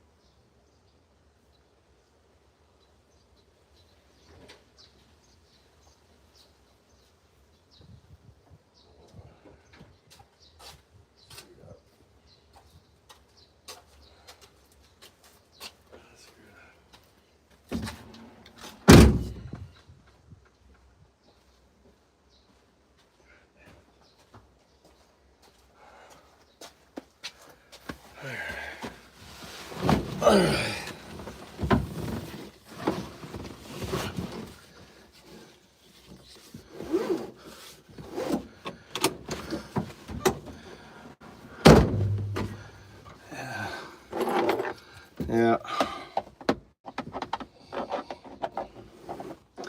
Yeah, but this is practically new mattress. I mean, it's not used. I think it's practically new. That thing looks like it came right out of the store.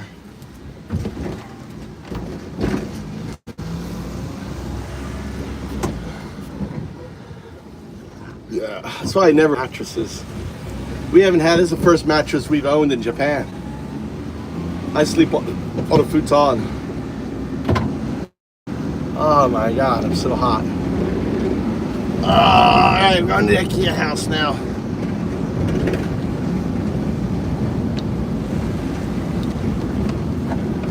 Nine. Running out of juice. Running out of juice. Whew. Now I gotta make room for a bunch more shit. I've got some racks, which are good. I gotta figure out where I'm gonna stick those.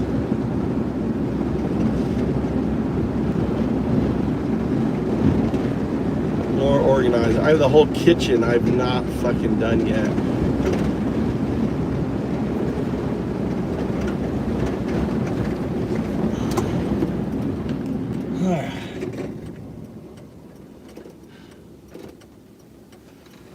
Oh, these that.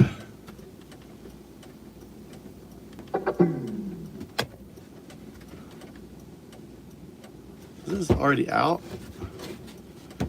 Why is this out?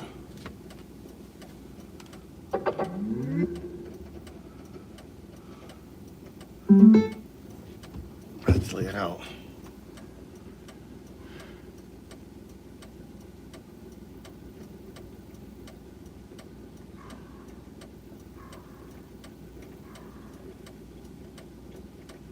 AI is mutating.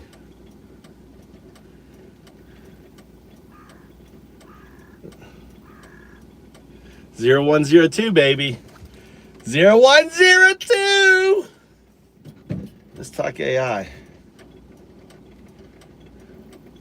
There's a bunch of little neurons and have like little connections to each other, and kind of like each of these little neurons has numbers in them of like how strongly they're connected to the other neurons. That's why they're called neural networks, because it's kind of, if you squint, looks similar to the brain. Important disclosure for the neuroscientists out there, it's not exactly how the brain works. The brain is a bit more complex than this, but it's simplified. You can kind of think of, especially what they call the feed-forward layer, you can kind of think about like a bunch of little neurons, little tentacles kind of connecting to each other. And these numbers that determine how strongly connected various neurons are. Yeah. Call these weights. We start referring to as weights. The weight of these connections. 0102. How the weights or the parameters, and you can like, and twiddling these is kind of like what determines what the neural network is. So the magic question is, how do you get the right numbers into the neurons? That's the magic question. You know, it's very easy to write down 1 trillion random numbers, but that doesn't do anything interesting. The question is, how do we find these trillion magic numbers that if you put them into a neural network makes it, you know, write your script for your podcast? And this is done with a algorithm called backpropagation, or gradient descent. It's, you know, related to concepts. The exact math, again, doesn't really matter, but basically all you do is you give the AI a piece of data and then an example of what it's supposed to output when seeing this data. So the way it works for ChatGPT is, for example, you give it, you know, the first 10 words of a sentence, and then you make it guess what is the 11th word of this sentence. And then you let it guess what is the 12th word, etc. And then you do a bunch of magic math, called backpropagation, where depending on how wrong the neural network got it, you twiddle all the numbers. Like literally trillion of numbers, you just like twiddle all of them teeny little bit. And you do this over and over and over again for like billions or trillions of times. And you get, you know, Gemini, ChatGPT, etc. This show is brought to you by my lead sponsor, Iron, the AI cloud for the next big thing. Iron builds and operates next-generation data centers and delivers cutting-edge GPU infrastructure, all powered by renewable energy. Now, if you need access to scalable GPU clusters or are simply curious about who is powering the future of AI, check out iron.com to learn more, which is IREN.com. Okay, so all the math that exists there is all the kind of like interpretation. But is there a memory in there, or like a database of data that it has to refer to? Not necessarily. Okay. So the data is encoded in these numbers is a way to think about it. Like, where in your head is the concept of an elephant saved? Like, obviously, you know, you can think of elephants, but like, where is it? You know, there's no little elephant in there somewhere, right? And it's very similar with neural networks. When you ask, where does ChatGPT know about elephants? The answer is, I don't know. Like, somewhere in the numbers, somewhere in the weights, somewhere in the parameters. It must be encoded somehow. But we don't know exactly how. It's in there somewhere. So we've shown it an elephant at some point and it's created a number. Or many numbers, who knows? Numbers because there's different size elephants, different color elephants, different... Yep, many such things. So if you put a gun to my head and you made me guess, how does this work? My guess would be there's something like patterns, hierarchical patterns. You know, like if you're trying to learn how like sentences work, maybe first thing you'll notice is, oh, there's these things called spaces that appear, you know, semi-regularly. So that's like a pattern. So maybe I'll like put spaces some places. And then over time you get better at where to put the spaces. You notice, oh, there's a thing called words, and like, you know, they're usually like about this long. So let me like try to get the length right. And then you start getting the spelling right. And then you learn like patterns, and these patterns can be additive. You know, it's not that you only have one pattern, you can have many patterns and they can add to each other. And the patterns can become more complex, and they can start very simple. Like, you know, put a space every 4 tokens or every 4 letters. That's a pretty bad pattern. But maybe you improve it a little bit. You know, sometimes you put it every 4, sometimes put it every 5. It's a bit more. And eventually you find out, okay, you put a space, you know, whatever the frequency is that you do in English. And then you find out that's not good enough. You know, you have to put a space after a word. But for that, you need to know what the word is. So now you need patterns about words. So you need to develop those patterns, and then the patterns can work together. So what I expect is happening is that these numbers, these multiplications and additions and so on, encode matrices, millions, billions, trillions of such patterns that all get like added on top of each other. That, you know, then some of these patterns, for example, relate to elephants. That if you've seen the word elephant in this sentence, you know, make it more likely to talk about, you know, elephant trunks, but make it less likely to talk about hippos. I don't know, stuff like this. And just if you add enough of these, eventually you can talk. But is it essentially a huge database of numbers? That's expanding. It's a fixed number of numbers usually. Usually it's a fixed number, and you just twiddle them. So usually it's like, you know, sometimes you might hear like it's a 300B model or a 1 trillion parameter model. You may have heard this sometimes, yes. And so this refers to the number of weights, the number of parameters, like 300 billion or 1 trillion. It's usually like 100 billion to a trillion. It's like a typical number. And usually you don't increase this. You don't add more. This is usually as many as you get.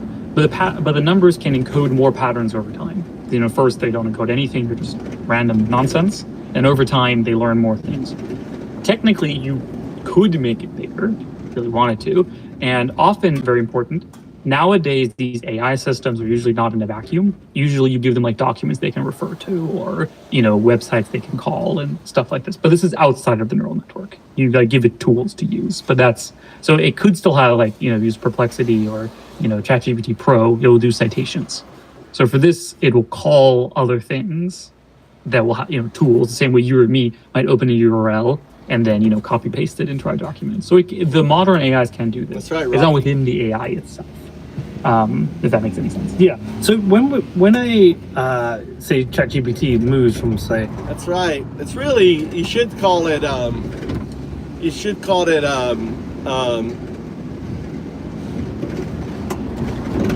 global warming of our oceans. Oceanic warming is real, right? Nitro, right?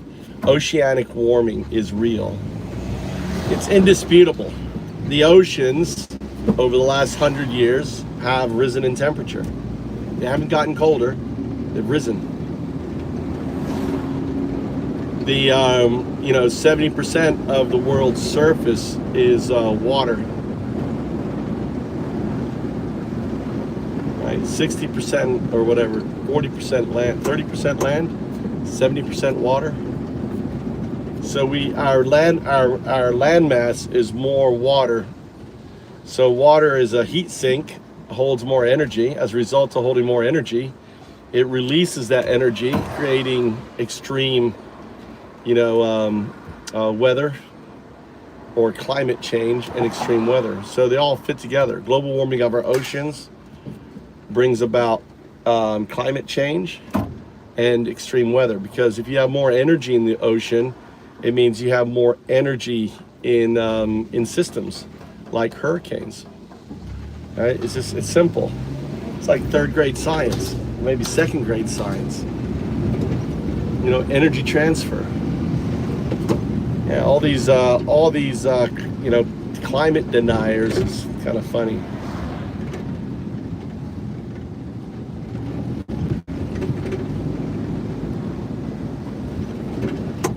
This is stupid fucking. This guy's just dumb. You're just dumb, dude. Fuck off. Dumb fuckers, dude. All these dumb fuckers. Fucking bot coming in here. We're constantly smashing bots. All these stupid bots. Rocky bot. Yeah, smash him. Why didn't you smash him, Cindy? Why are you letting this bot waste our time? He's just a bot, a troll bot. Troll bot. I mean, look, you talked about Obama and then climate change and Trump. He had no focus. He was just all over the map. Classic bot behavior. Like, woo, I'm going to talk about this, talk about this. He's a dead bot now. I just smashed it. What the hell is this guy? Oh no, look at this turtle. Oh no. Turtle was crossing the road. Got run over by a car. That's why you gotta stop, pick up these fucking turtles when you see it. This turtle was probably trying to go lay an egg or something. Sad. Got run over. Big old turtle. Got lost, roads. Someone ran over it. God damn it.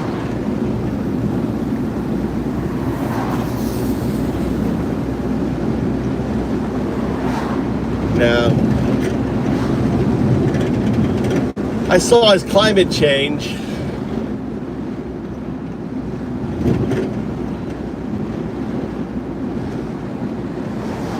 He's just a dumb fuck.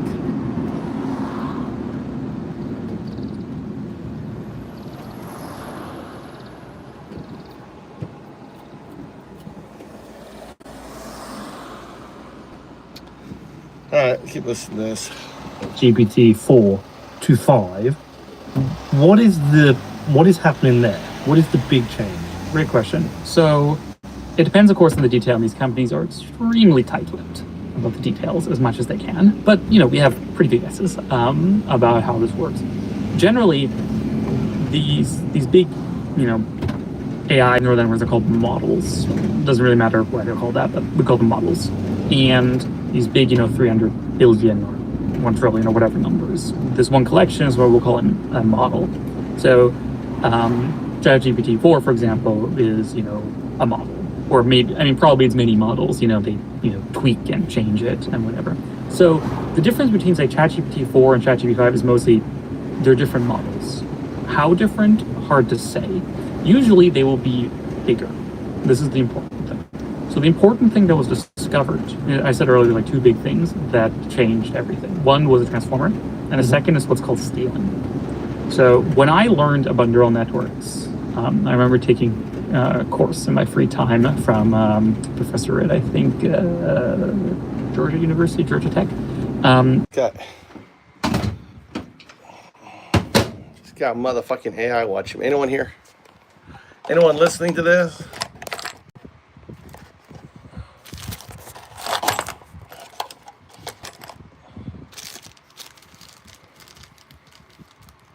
What are these things here? Kind of cool. These, I don't know. Look at these things I found. I don't know what these are. A little spring or something. A little spring. What is these used for, you think? No idea. A whole bunch of them in here. Oh, there's the different ones in here. Look, the whole thing here. What these are for? The little hooks. Little hooks on the side. Something special. Something. What these are for?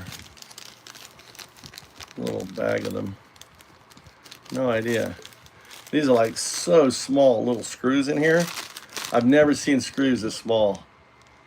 Like little screws with tops on them.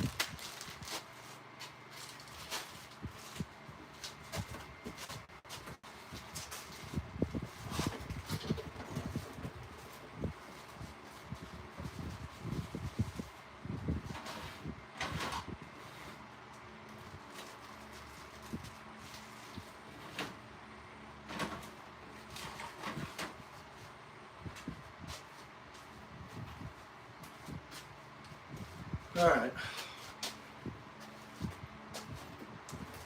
Put this up here.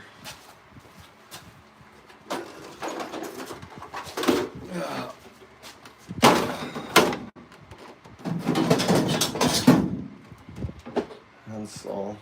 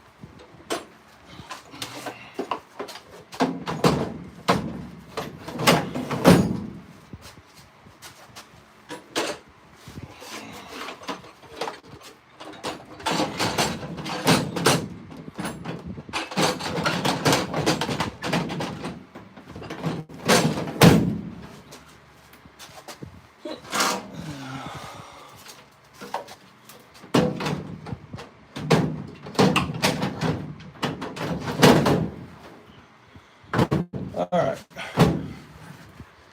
So I got room now.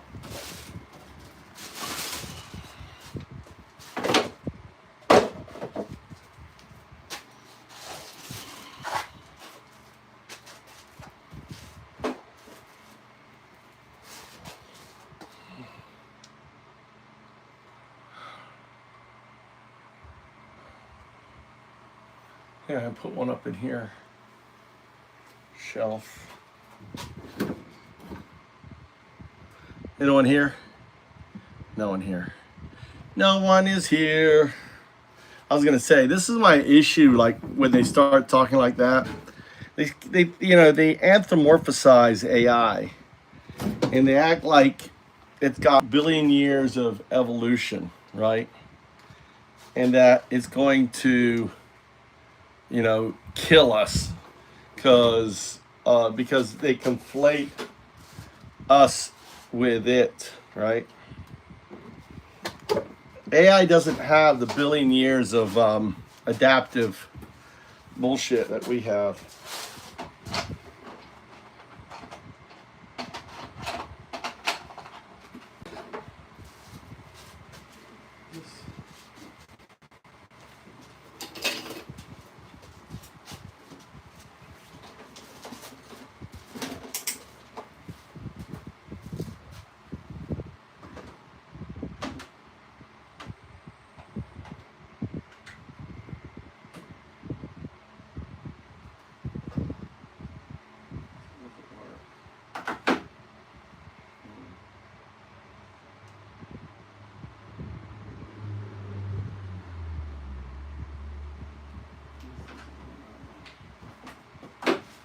missing fucking.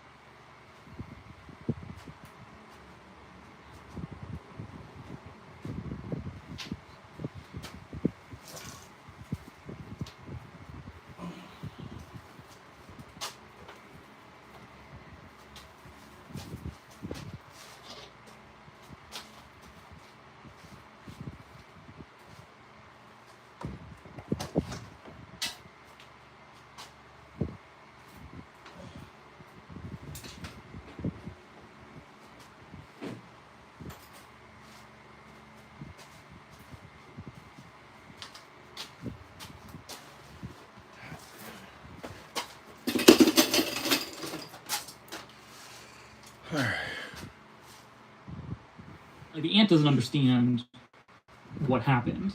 And I think this is similar to what's going to happen with superintelligence. Is that it's not that there's going to be, again, there won't be Terminators in the street. It will just be like, everything's confusing, we're all on social media, addicted all the time to know, and then one day we all fall over dead.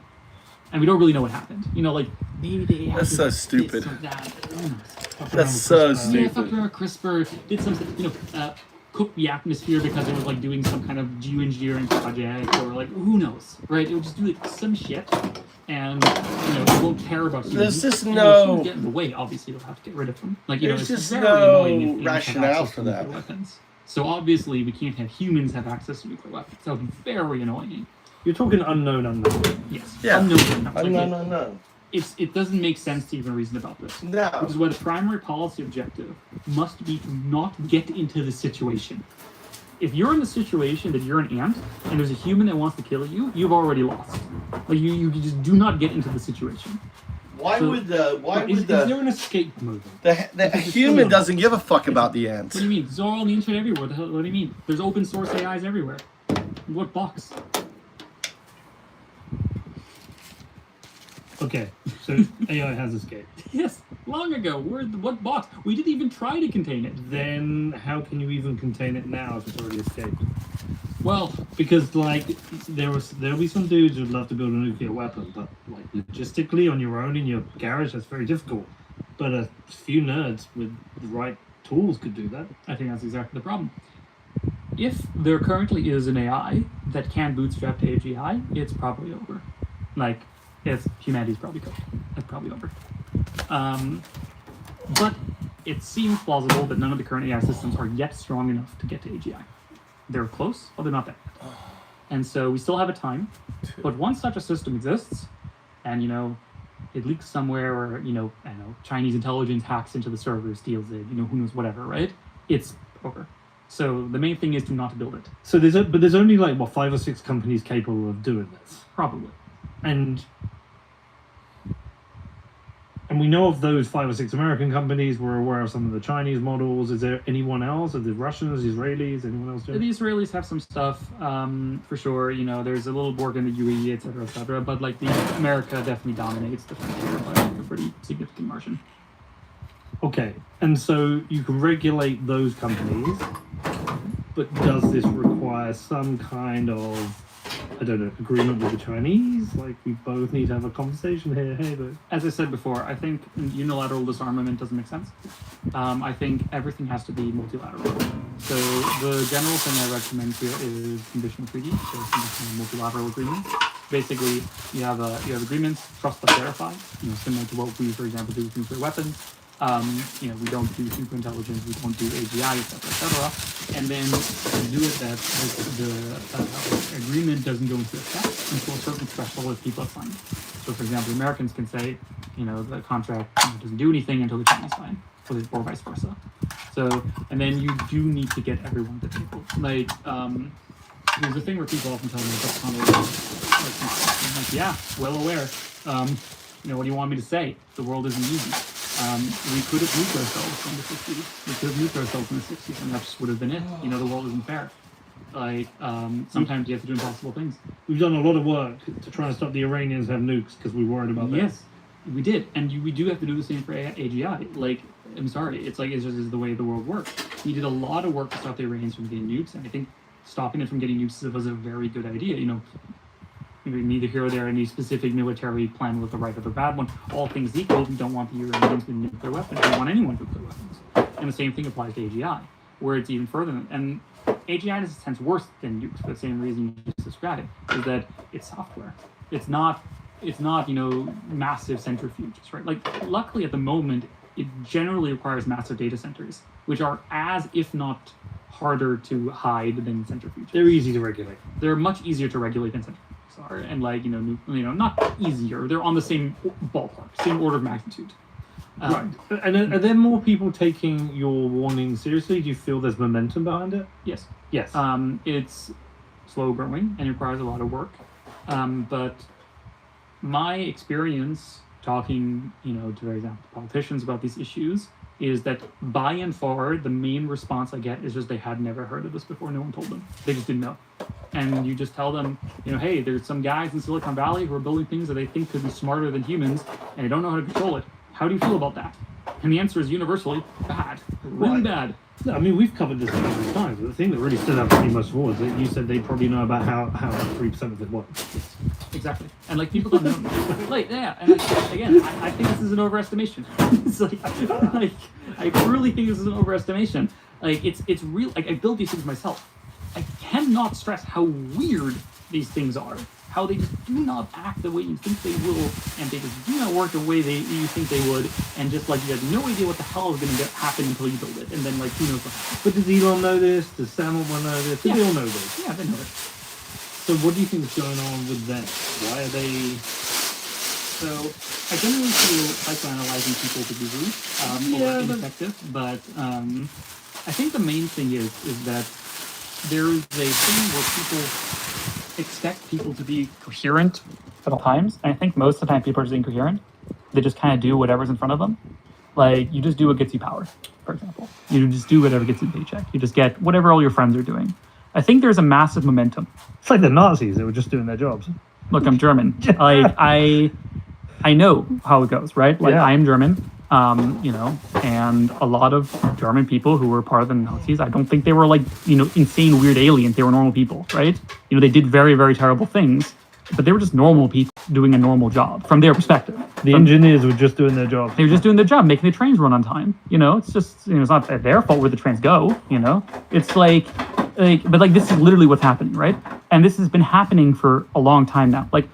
There's engineers at Meta who for 20 years now have been basically optimizing to get our children addicted to social media, to make them develop all kinds of novel mental diseases and so on, and they just go to work every day and they feel fine about it. Yeah, these people are fucking scumbags. I've been learning about this recently. I've been reading Jonathan Haidt's book, Anxious Generations. Motherfuckers. Yeah, no, there's a deep thing here where I think there's a in a sense one of the great innovations of the 1990s and the 2000s was that sociopaths learned how to domesticate nerds.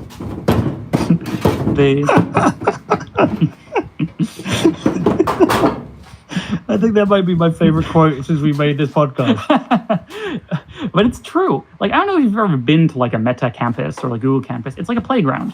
It's you have all these fun things, and it's exciting, and everyone's having a good time. There's no reason to leave. No reason to leave. You can do cool math all day. You can do math all day. And it's literally and then what the math is used for, what the optimization is. Well, don't worry your cute little head about that. That's that's the manager's problem, right? They'll take care of it. Don't worry about it.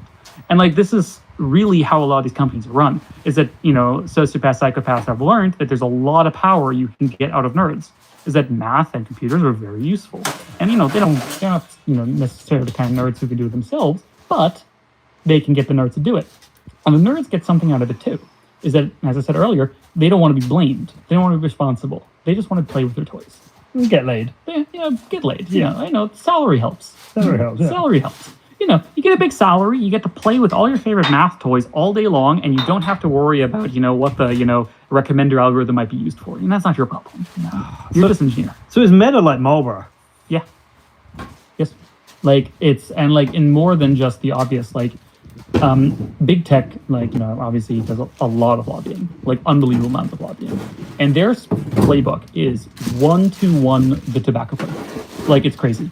Like there's a very famous tobacco playbook, fear, uncertainty, and doubt. And they have learned a masterclass that all the big tech companies are doing the same thing that cigarette companies were doing in the 60s and 70s when they were trying to stop regulation of smoking and like trying to deny that smoking caused cancer. They're doing the exact same things. They're doing the exact same strategies. And sometimes it's the same lobbyists, right? You know, doing the exact same things, trying to hide, you know, both the risk from like, you know, say social media and the other technology, but also for AI. Is they're just trying to say, you know, oh, well, we'll have to see what the evidence is. You know, it's unclear. You know, we'll have to, you know, wait until the evidence comes in. And like, let's hear all sides. And they're stalling for time. Their primary strategy is to stall for time. Same thing they did with cigarettes. Fun fact about cigarette smoke. To this day, we're not 100% sure exactly what chemicals cause the cancer. Even to this day, it's not 100% clear. There's still some ambiguity. So back in the 60s and 70s, the tobacco lobbyists would always say, well, of course, once we know what the mechanism is, well, then of course we should regulate, but let's wait until the science comes in. You know, and while we all, you know, get everyone addicted to it. And the same thing is happening with AI companies. They're like, well, once the hypothetical risk manifests, of course we will act. But let's wait until, you know, it comes to that. Are there AI lobbyists? Oh, hundreds, thousands. It's like the largest lobby in the world right now. Recently, Andreessen Horowitz and several others put up a $200 million super PAC, which is the largest in history, to lobby against AI regulation. It's like the largest lobby in the world right now. It's unbelievable. You're not allowed to speak mean words of Andreessen Horowitz. Please come at me. Please make me a martyr. Isn't it an eviction notice from Silicon Valley if you criticize them? Great. I'm already blocked, you know, so... What, by Mark? Oh, yeah. Oh, I'm blocked by Mark. No, everyone's blocked by Mark, so, like, please, Mark, please come after me. Like, please make me martyr. Like, all these people, like, it's just... Like, there's no morals here. It's just fighting. Like, it's just a fight. You know, it's them or us. Like, what the hell do you want, right? Like, people are lobbying for no regulation. They're against fucking everything. They don't care about this. They don't care about the risk. They don't care about any of this. Like, and like, honestly, I'm not mad. Like, I for me, dealing with like very sociopathic people is kind of like dealing with wild animals. Like, if you have a wild animal in the cage and you put your hand in, you get bitten. Whose fault is it? Is that really the animal's fault? No, it's your fault. You put your hand in. This is how I feel about a lot of, like, you know, cutthroat capitalism. Like, if I get fucked over by a CEO in like a corporate takeover, I'm not really mad. I know what the game is. I'm trying to fuck him. He's trying to fuck me. Like, I know how it is, right? And this is how a lot of this is. Like, these people are not your friends. Corporations are not your friends. These CEOs are not your friends. They're wild animals. That doesn't mean it can't be useful. You know, wild animals can do a lot of good things. You know, I think that's one of the best parts of capitalism is that you should have, you know, wild animals fighting each other to make the best product. I need a referee. You just need a referee. Like, there's a reason that we all watch MMA and we don't watch, you know, shitty street fights. You know, if you want real combat, you can watch, you know, some Russian drunks, you know, hit each other in the head and die on live league anytime. Dude, in MMA, the minute he lands the first big punch he's on the floor, you want the ref in. Yeah, exactly. Get in there, stop it. Get in there. You don't want it when that second hit comes. It's like, fuck. No, exactly. Like, MMA has a lot of rules. It's I find it so inspiring, actually, that you can have, you know, these like huge, you know, like, dangerous men, you know, fight in the peak of physical combat. Like, throughout history, there's never been people better at fighting, like, one-on-one than the people, you know, today, right? And we still have, you know, the referee who will dive in and make sure that people don't get hurt, you know, too bad at least. Like, I think this is incredible. I think this is great. And this is also how I think about capitalism. Like, I do think, you know, companies should wail on each other, but, you know, if the public's health is at risk, you know, or geopolitical security, the referee should fucking dive in. This show is brought to you by my lead sponsor, Iron, the AI cloud for the next big thing. Iron builds and operates next-generation data centers and delivers cutting-edge GPU infrastructure, all powered by renewable energy. Now, if you need access to scalable GPU clusters or are simply curious about who is powering the future of AI, check out iron.com to learn more, which is IREN.com. All right, man, listen. Steelman me case for optimism. Like, what is the strongest argument that this is not an existential risk? I don't like steel manning because steel manning, I think, is a kind of lying. The reason I say that is that I can make up an argument that isn't theirs. You know what I mean? Yeah. So instead, I can give you a true argument for optimism. Instead of giving you a steel man, I can give you a true argument that I, for example, believe. I think the obvious thing is that humanity has not yet lost. We can, in fact, make decisions. We have, for example, regulated, chemical companies, nuclear companies, etc. Like, back in the 1950s, we were dumping fucking toxic waste into, like, every river, right? And we did stop that. Like, the referee did dive in eventually. We did actually make it stop. Not perfectly, not everywhere in the world, but, we did do a lot. I think maybe the strongest, simplest case for optimism is that it is really in no one's interest for AI to take over. Not even Mark Andreessen. Like, even Mark Andreessen, I think, is shooting himself in the foot. Like, I don't think he's helping himself. It's not in his interest for these AIs to take over all his stuff and kill him. That's not in his interest at all. But do you think perhaps they're trying to capture as much of the market, as much capital as possible in the short term, but they know themselves, mate, like in a year we'll stop this? I don't think so. Okay. Because I think they say this, but I don't think the way people act in practice is through momentum. So I've had conversations with some of these CEOs. I'm not going to say who it was, but like I've talked to most of the lab CEOs. I've talked to Demis, I've talked to Sam, I've talked to Dario. I've talked to all of them, and many of them will tell you in private. Like, of course, we're so concerned. And of course, when a moment comes, we will do the right thing, blah, blah, blah. Of course, they'll do that, right? But then every time I dug in, I'm like, okay, but like, when is that moment? And they're like, well, we'll have to assess.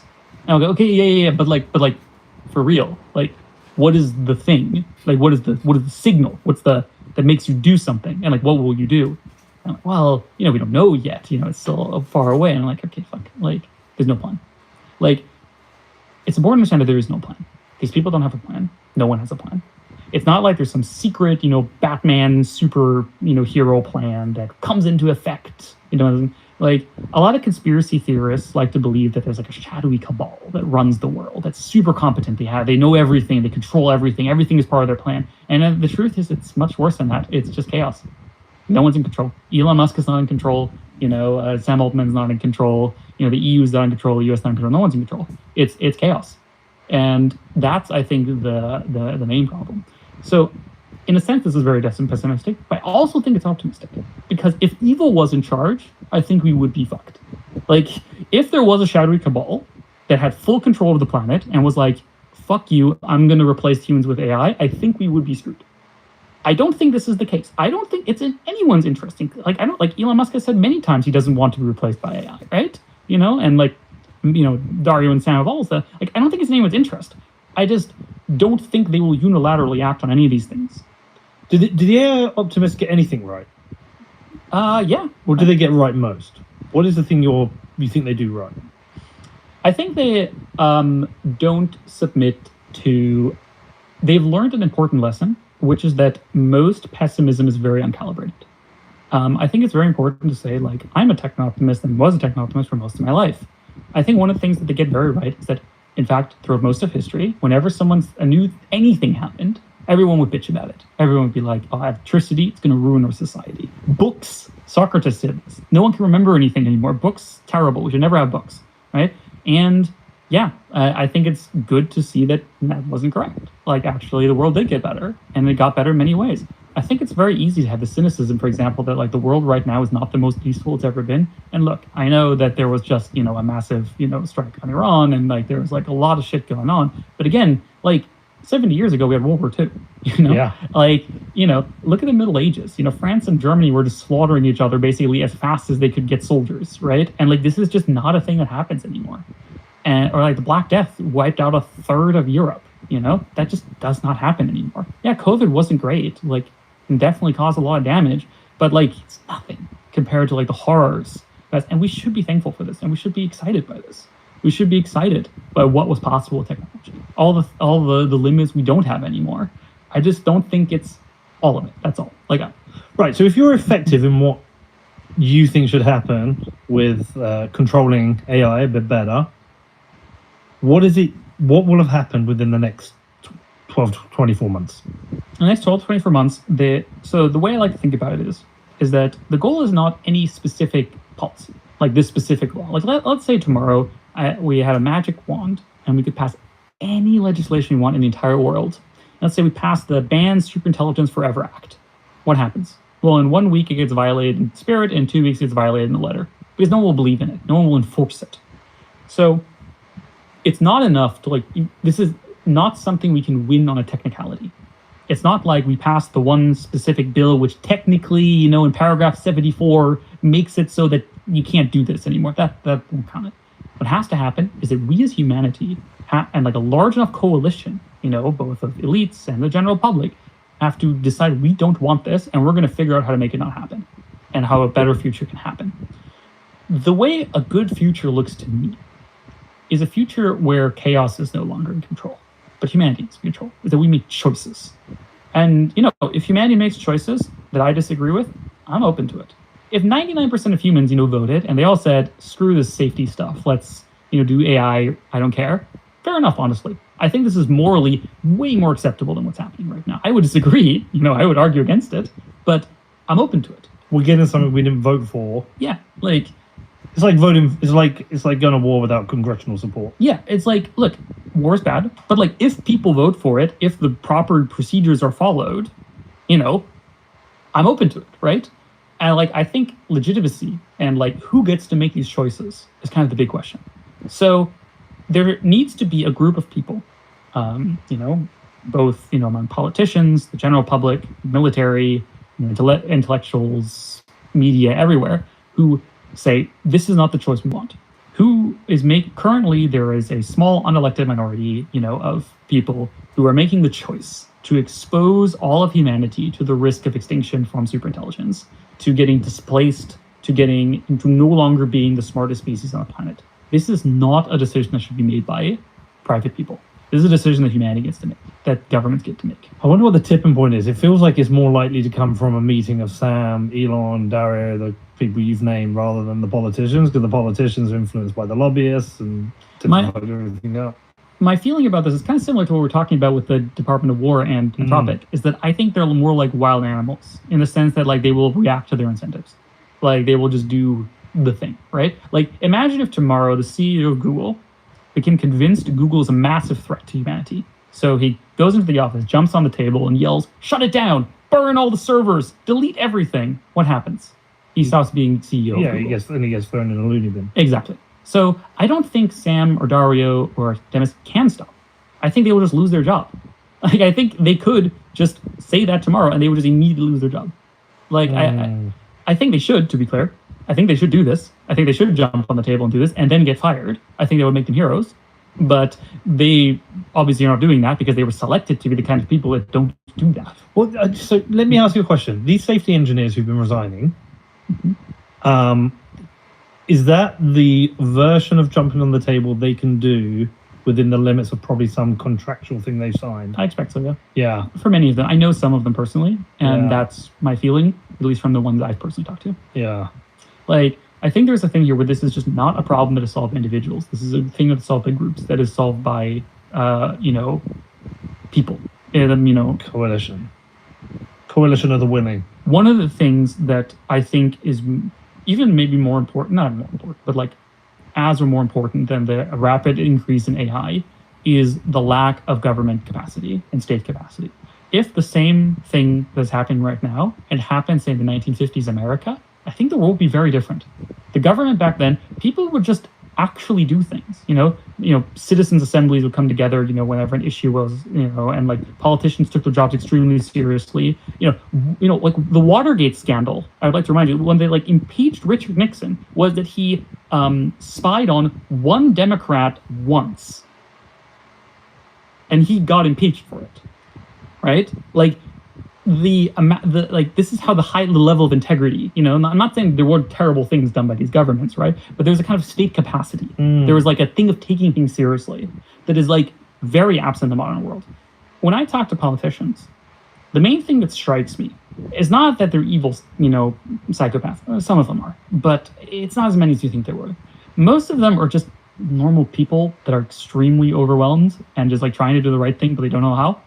And they're like stuck between a rock and a hard place. Like no matter what they do, their party's screaming at them there, general public screaming at them there, experts are screaming at them here, activists are screaming at them there, and they just don't know what to do. I think we should, like, as a civilization, like, take a step back and acknowledge that this is a fucked up situation to be in. Like, we're in a bad situation. We are facing a problem that is like 2 levels harder than what our governments are like built for, and what a civilization or culture is built for. If we were a wiser civilization with like competent government, that is really good at regulating this kind of stuff, as I said, we would have acted already long ago. But ultimately, we're not. So the question is much more: how do we get there? How do we get to a world where humanity can make choices? Where citizens and governments and so on can actually have the will of the people enact it. Like, the truth is, you look at polls of how people feel about AI or superintelligence. They don't want it. This is not a popular thing. This is not a thing people want. The problem isn't that people want superintelligence and they're wrong and they must be persuaded. It's how their will has to be connected to outcomes.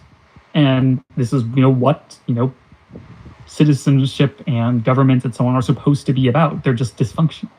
So they must be repaired. They must be repaired and improved.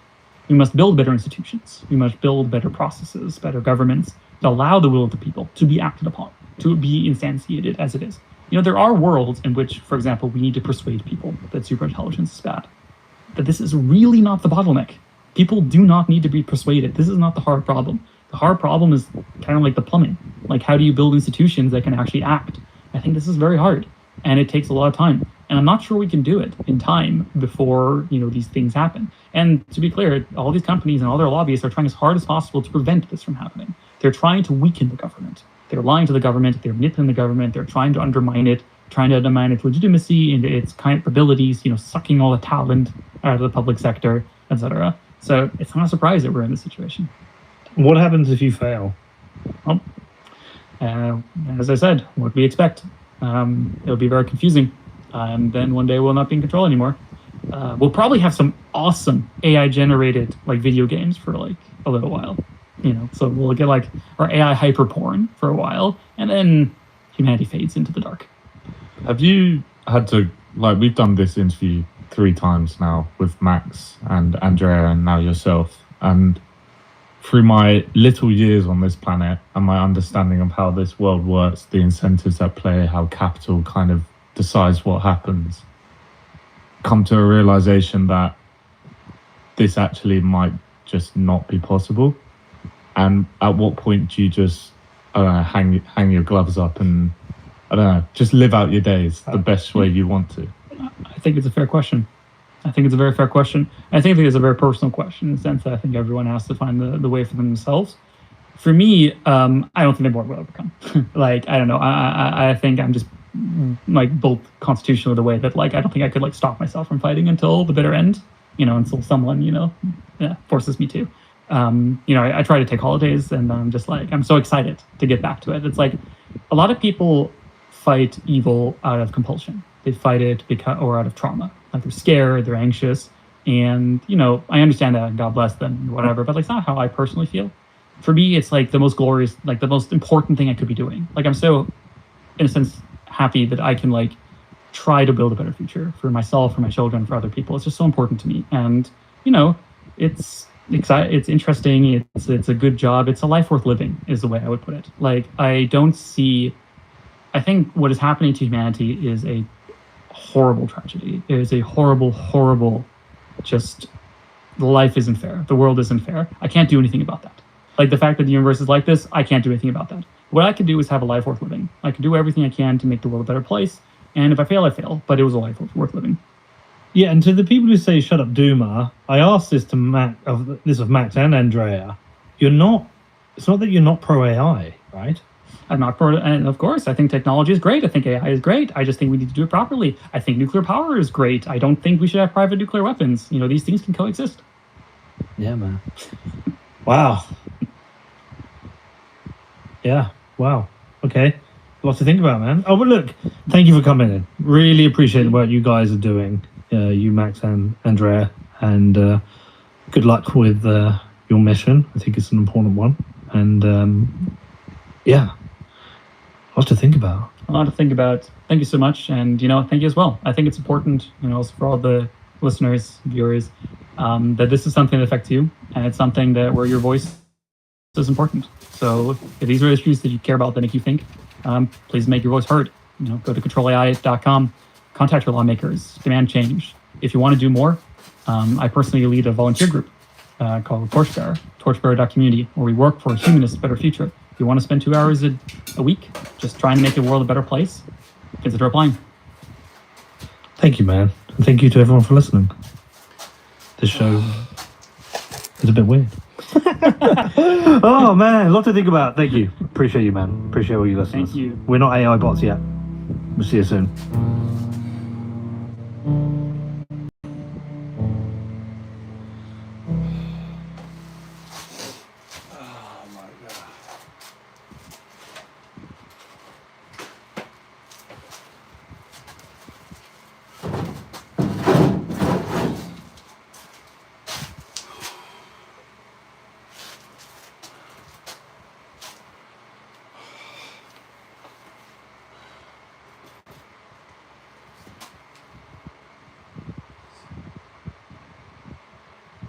I think we may be in a moment of foreign policy rupture in the Democratic Party. It reminds me of years ago when the Iraq War remade the Democratic Party. The Iraq War, which is why Barack Obama beat Hillary Clinton in the 2008 primary, changing the course of American politics. Because I will offer a clear contrast. As somebody who never supported this war, thought it was a bad idea, I don't want to just end the war, but I want to end the mindset that got us in the war in the first place. That's the kind of leadership I'm thinking about. Right now, Israel and Gaza feel to me like they are becoming the center of a similar rupture. The thing that started here for me was a few weeks ago, Brian Schatz, who is a Democratic senator from Hawaii. He's often talked of as maybe the next Senate Democratic leader after Chuck Schumer. So a guy with an incredible sense of the pulse of the party. He tweeted, "I'm not into blacklisting anyone from future work in their area of expertise, but I do think it's fair to want a whole new crop of foreign policy staffers in the next Democratic administration. It's not like the same 120 people are the only people who know anything." Then Senator Chris Van Hollen, again, very well respected in the party, very much someone in its mainstream. He wrote an opinion piece for The Times, laying out how different he thinks the Democratic Party's policy on Israel needs to be, how badly he thinks the Biden administration's policy failed. And then he went on to say, primary voters won't trust any Democratic presidential candidate who does not have a record of moral and strategic clarity on these issues, especially if, as a legislator, he or she voted to send Mr. Netanyahu bombs even as his government imposed a total blockade on Gaza. Nor will they support a candidate who plans to re-enlist the senior Democratic decision makers who whitewashed the truth during the Biden administration and refuse to acknowledge their complicity. Complicity is a strong word in an internecine Democratic fight here. Then we've seen a number of Democratic primaries beginning to split over Gaza. It has become an essential issue in the Michigan Democratic Senate primary, where Abdullah El-Sayed leads in many of the new polls. You're watching Democrats bend over backwards in the most pretzel-like way to justify the war. They're like, this is an illegal war, but if they asked me, I'd fund it. You don't have the courage to call out the moral abomination of a genocide, then what do you have the courage to call out in the first place? This is a moral Rorschach test for our party. It was very present in the New Jersey House primary that Adam Hamawi, a doctor who had treated the injured in Gaza, just won. I was running on something very simple, is that we should be spending on healthcare, not bombs. We should be spending on our communities here, in New Jersey, in America, and not funding bombs overseas for atrocities and genocide. We should not be funding the endless wars that we're seeing. It's been at the center of the House primary in my district in New York, where Brad Lander is running against the incumbent, Dan Goldman. And much of Lander's attack is centered on Goldman's support for Israel. Representative Goldman does not view what's happening there as a genocide. I've been fighting against Israel's occupation of the West Bank and Gaza since 1990. I've never heard him say the word occupation in that context. Lander, too, is well ahead in recent polls.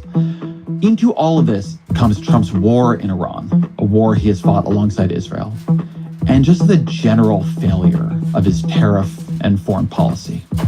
And so it's made this moment a moment when something new really could emerge. The Democratic Party is not going to go back to Bidenism. It is not going to try to replicate Trumpism. So what would something different actually look like? Beyond just Gaza, though of course including Gaza, what would it do differently? Matt Duss is the Executive Vice President at the Center for International Policy.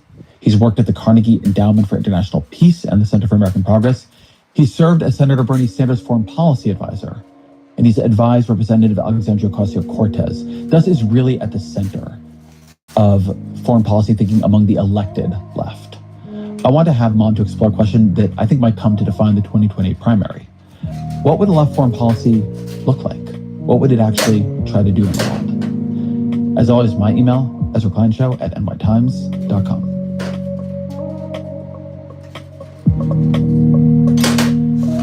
Matt Duss, welcome to the show. Thank you. So you wrote a piece in The Nation recently saying that Democrats can't avoid a reckoning on Gaza. What is that reckoning? Well, I think first it involves understanding that we're not going to sidestep Gaza as an issue as the party moves forward.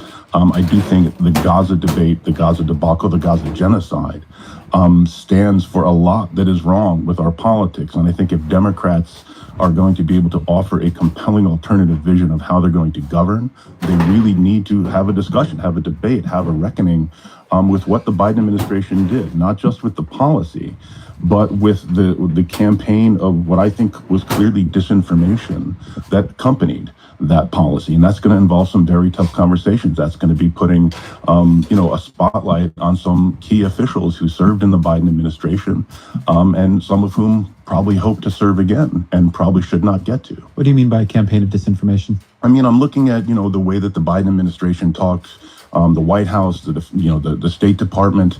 You had this constant refrain of, oh, we're not seeing that. We've not made that assessment. We have not made an assessment or drawn the conclusion that they are in violation of international humanitarian law when it comes to the provision of humanitarian assistance into Gaza. Given the nature of Hamas's track record of co-locating itself with civilians, using civilians as human shields, we're unable to make a conclusive determination as it relates to violations of international humanitarian law. We at this time have not made an assessment that that the Israelis are in violation of U.S. law. And it was clear that they were choosing not to see things that were happening. Everyone else in the world could see these things were happening. Palestinians themselves were reporting these things were happening. Israeli and Palestinian human rights groups, international NGOs were reporting that these things were happening. This is one of the things that I think underlines this disconnect here is the Biden administration made an assessment within a month of the Russian invasion of Ukraine in February 2022. Within a month, Secretary of State Blinken came out and made an assessment that Russia is committing war crimes. Yesterday, President Biden said that, in his opinion, war crimes have been committed in Ukraine. Personally, I agree. The idea that they could not make a similar assessment of a military into whose operations the United States has vastly more visibility, I think is it's just not credible. So you know many of the people in the Biden administration. You've talked to them. What do you think happened? And when I ask them, I mean in a very specific way, what do you think were the set of commitments or values? Because these people see themselves as having deep commitments and deep values that, in your view, went wrong and led to the policy that we had. Yeah. I mean, I think first, this really does come down to Joe Biden, not only Joe Biden, but Joe Biden, I think, had a very particular conception, both of how U.S. policy toward the Middle East, how U.S. policy toward Israel should work. And he had a very serious confidence, I would say misplaced, but he had great confidence in his own judgment about how to use U.S. foreign policy. He had a view of the U.S.-Israel relationship, which he said many times, there should be no daylight. If there were differences in opinion, differences in policy, those should be expressed privately, whereas in public, the United States should remain essentially in lockstep with whatever the Israeli government is doing. And I think he has had that view for a very long time. His view was this: okay, we're going to express some differences with what Israel's doing here and there, but we're not really going to put any real pressure on them to change policy. As a former staffer myself, I know that once the boss has kind of laid down the parameters of where he or she is willing to go and not go, I think staffers start to tend to shape. You stop arguing and you say, okay, these are the guardrails, and you start to shape policy within those guardrails. And Biden made clear repeatedly, and he made clear actually during the 2020 primary, when Senator Sanders kicked off a debate about conditioning military aid to Israel. I mean, Biden at the time called that a preposterous idea.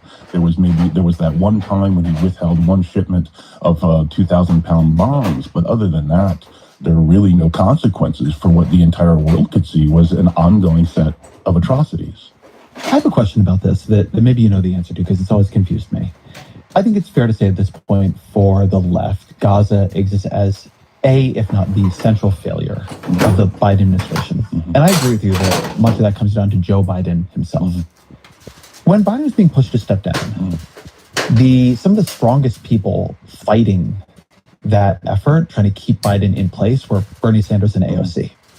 And I never quite understood why. You know them better than I do. Particularly given the centrality of Gaza now, and obviously that was true in 2024, what was going on there?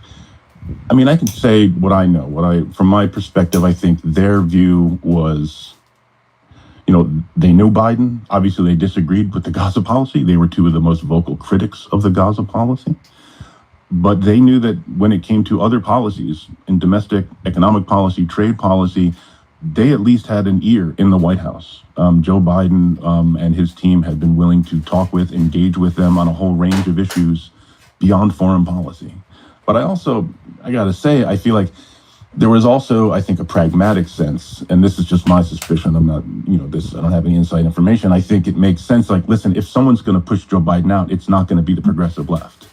They're very aware, I think all progressives in the Democratic Party are aware that we have a centrist establishment that is always looking for reasons to call us, disunifying wreckers. So I think that kind of played into their hesitance as well. Let me then ask you about the way the policy is changing. As you say that in the 2020 campaign, Bernie Sanders kicked off a debate on conditioning aid, which is something that has been anathema in the Democratic Party for a long time. All of a sudden, it's not. I thought the op-ed by Senator Chris Van Hollen was a pretty significant moment. I mean, he's an establishment figure who's been very outspoken on Israel for a long time, it's worth saying.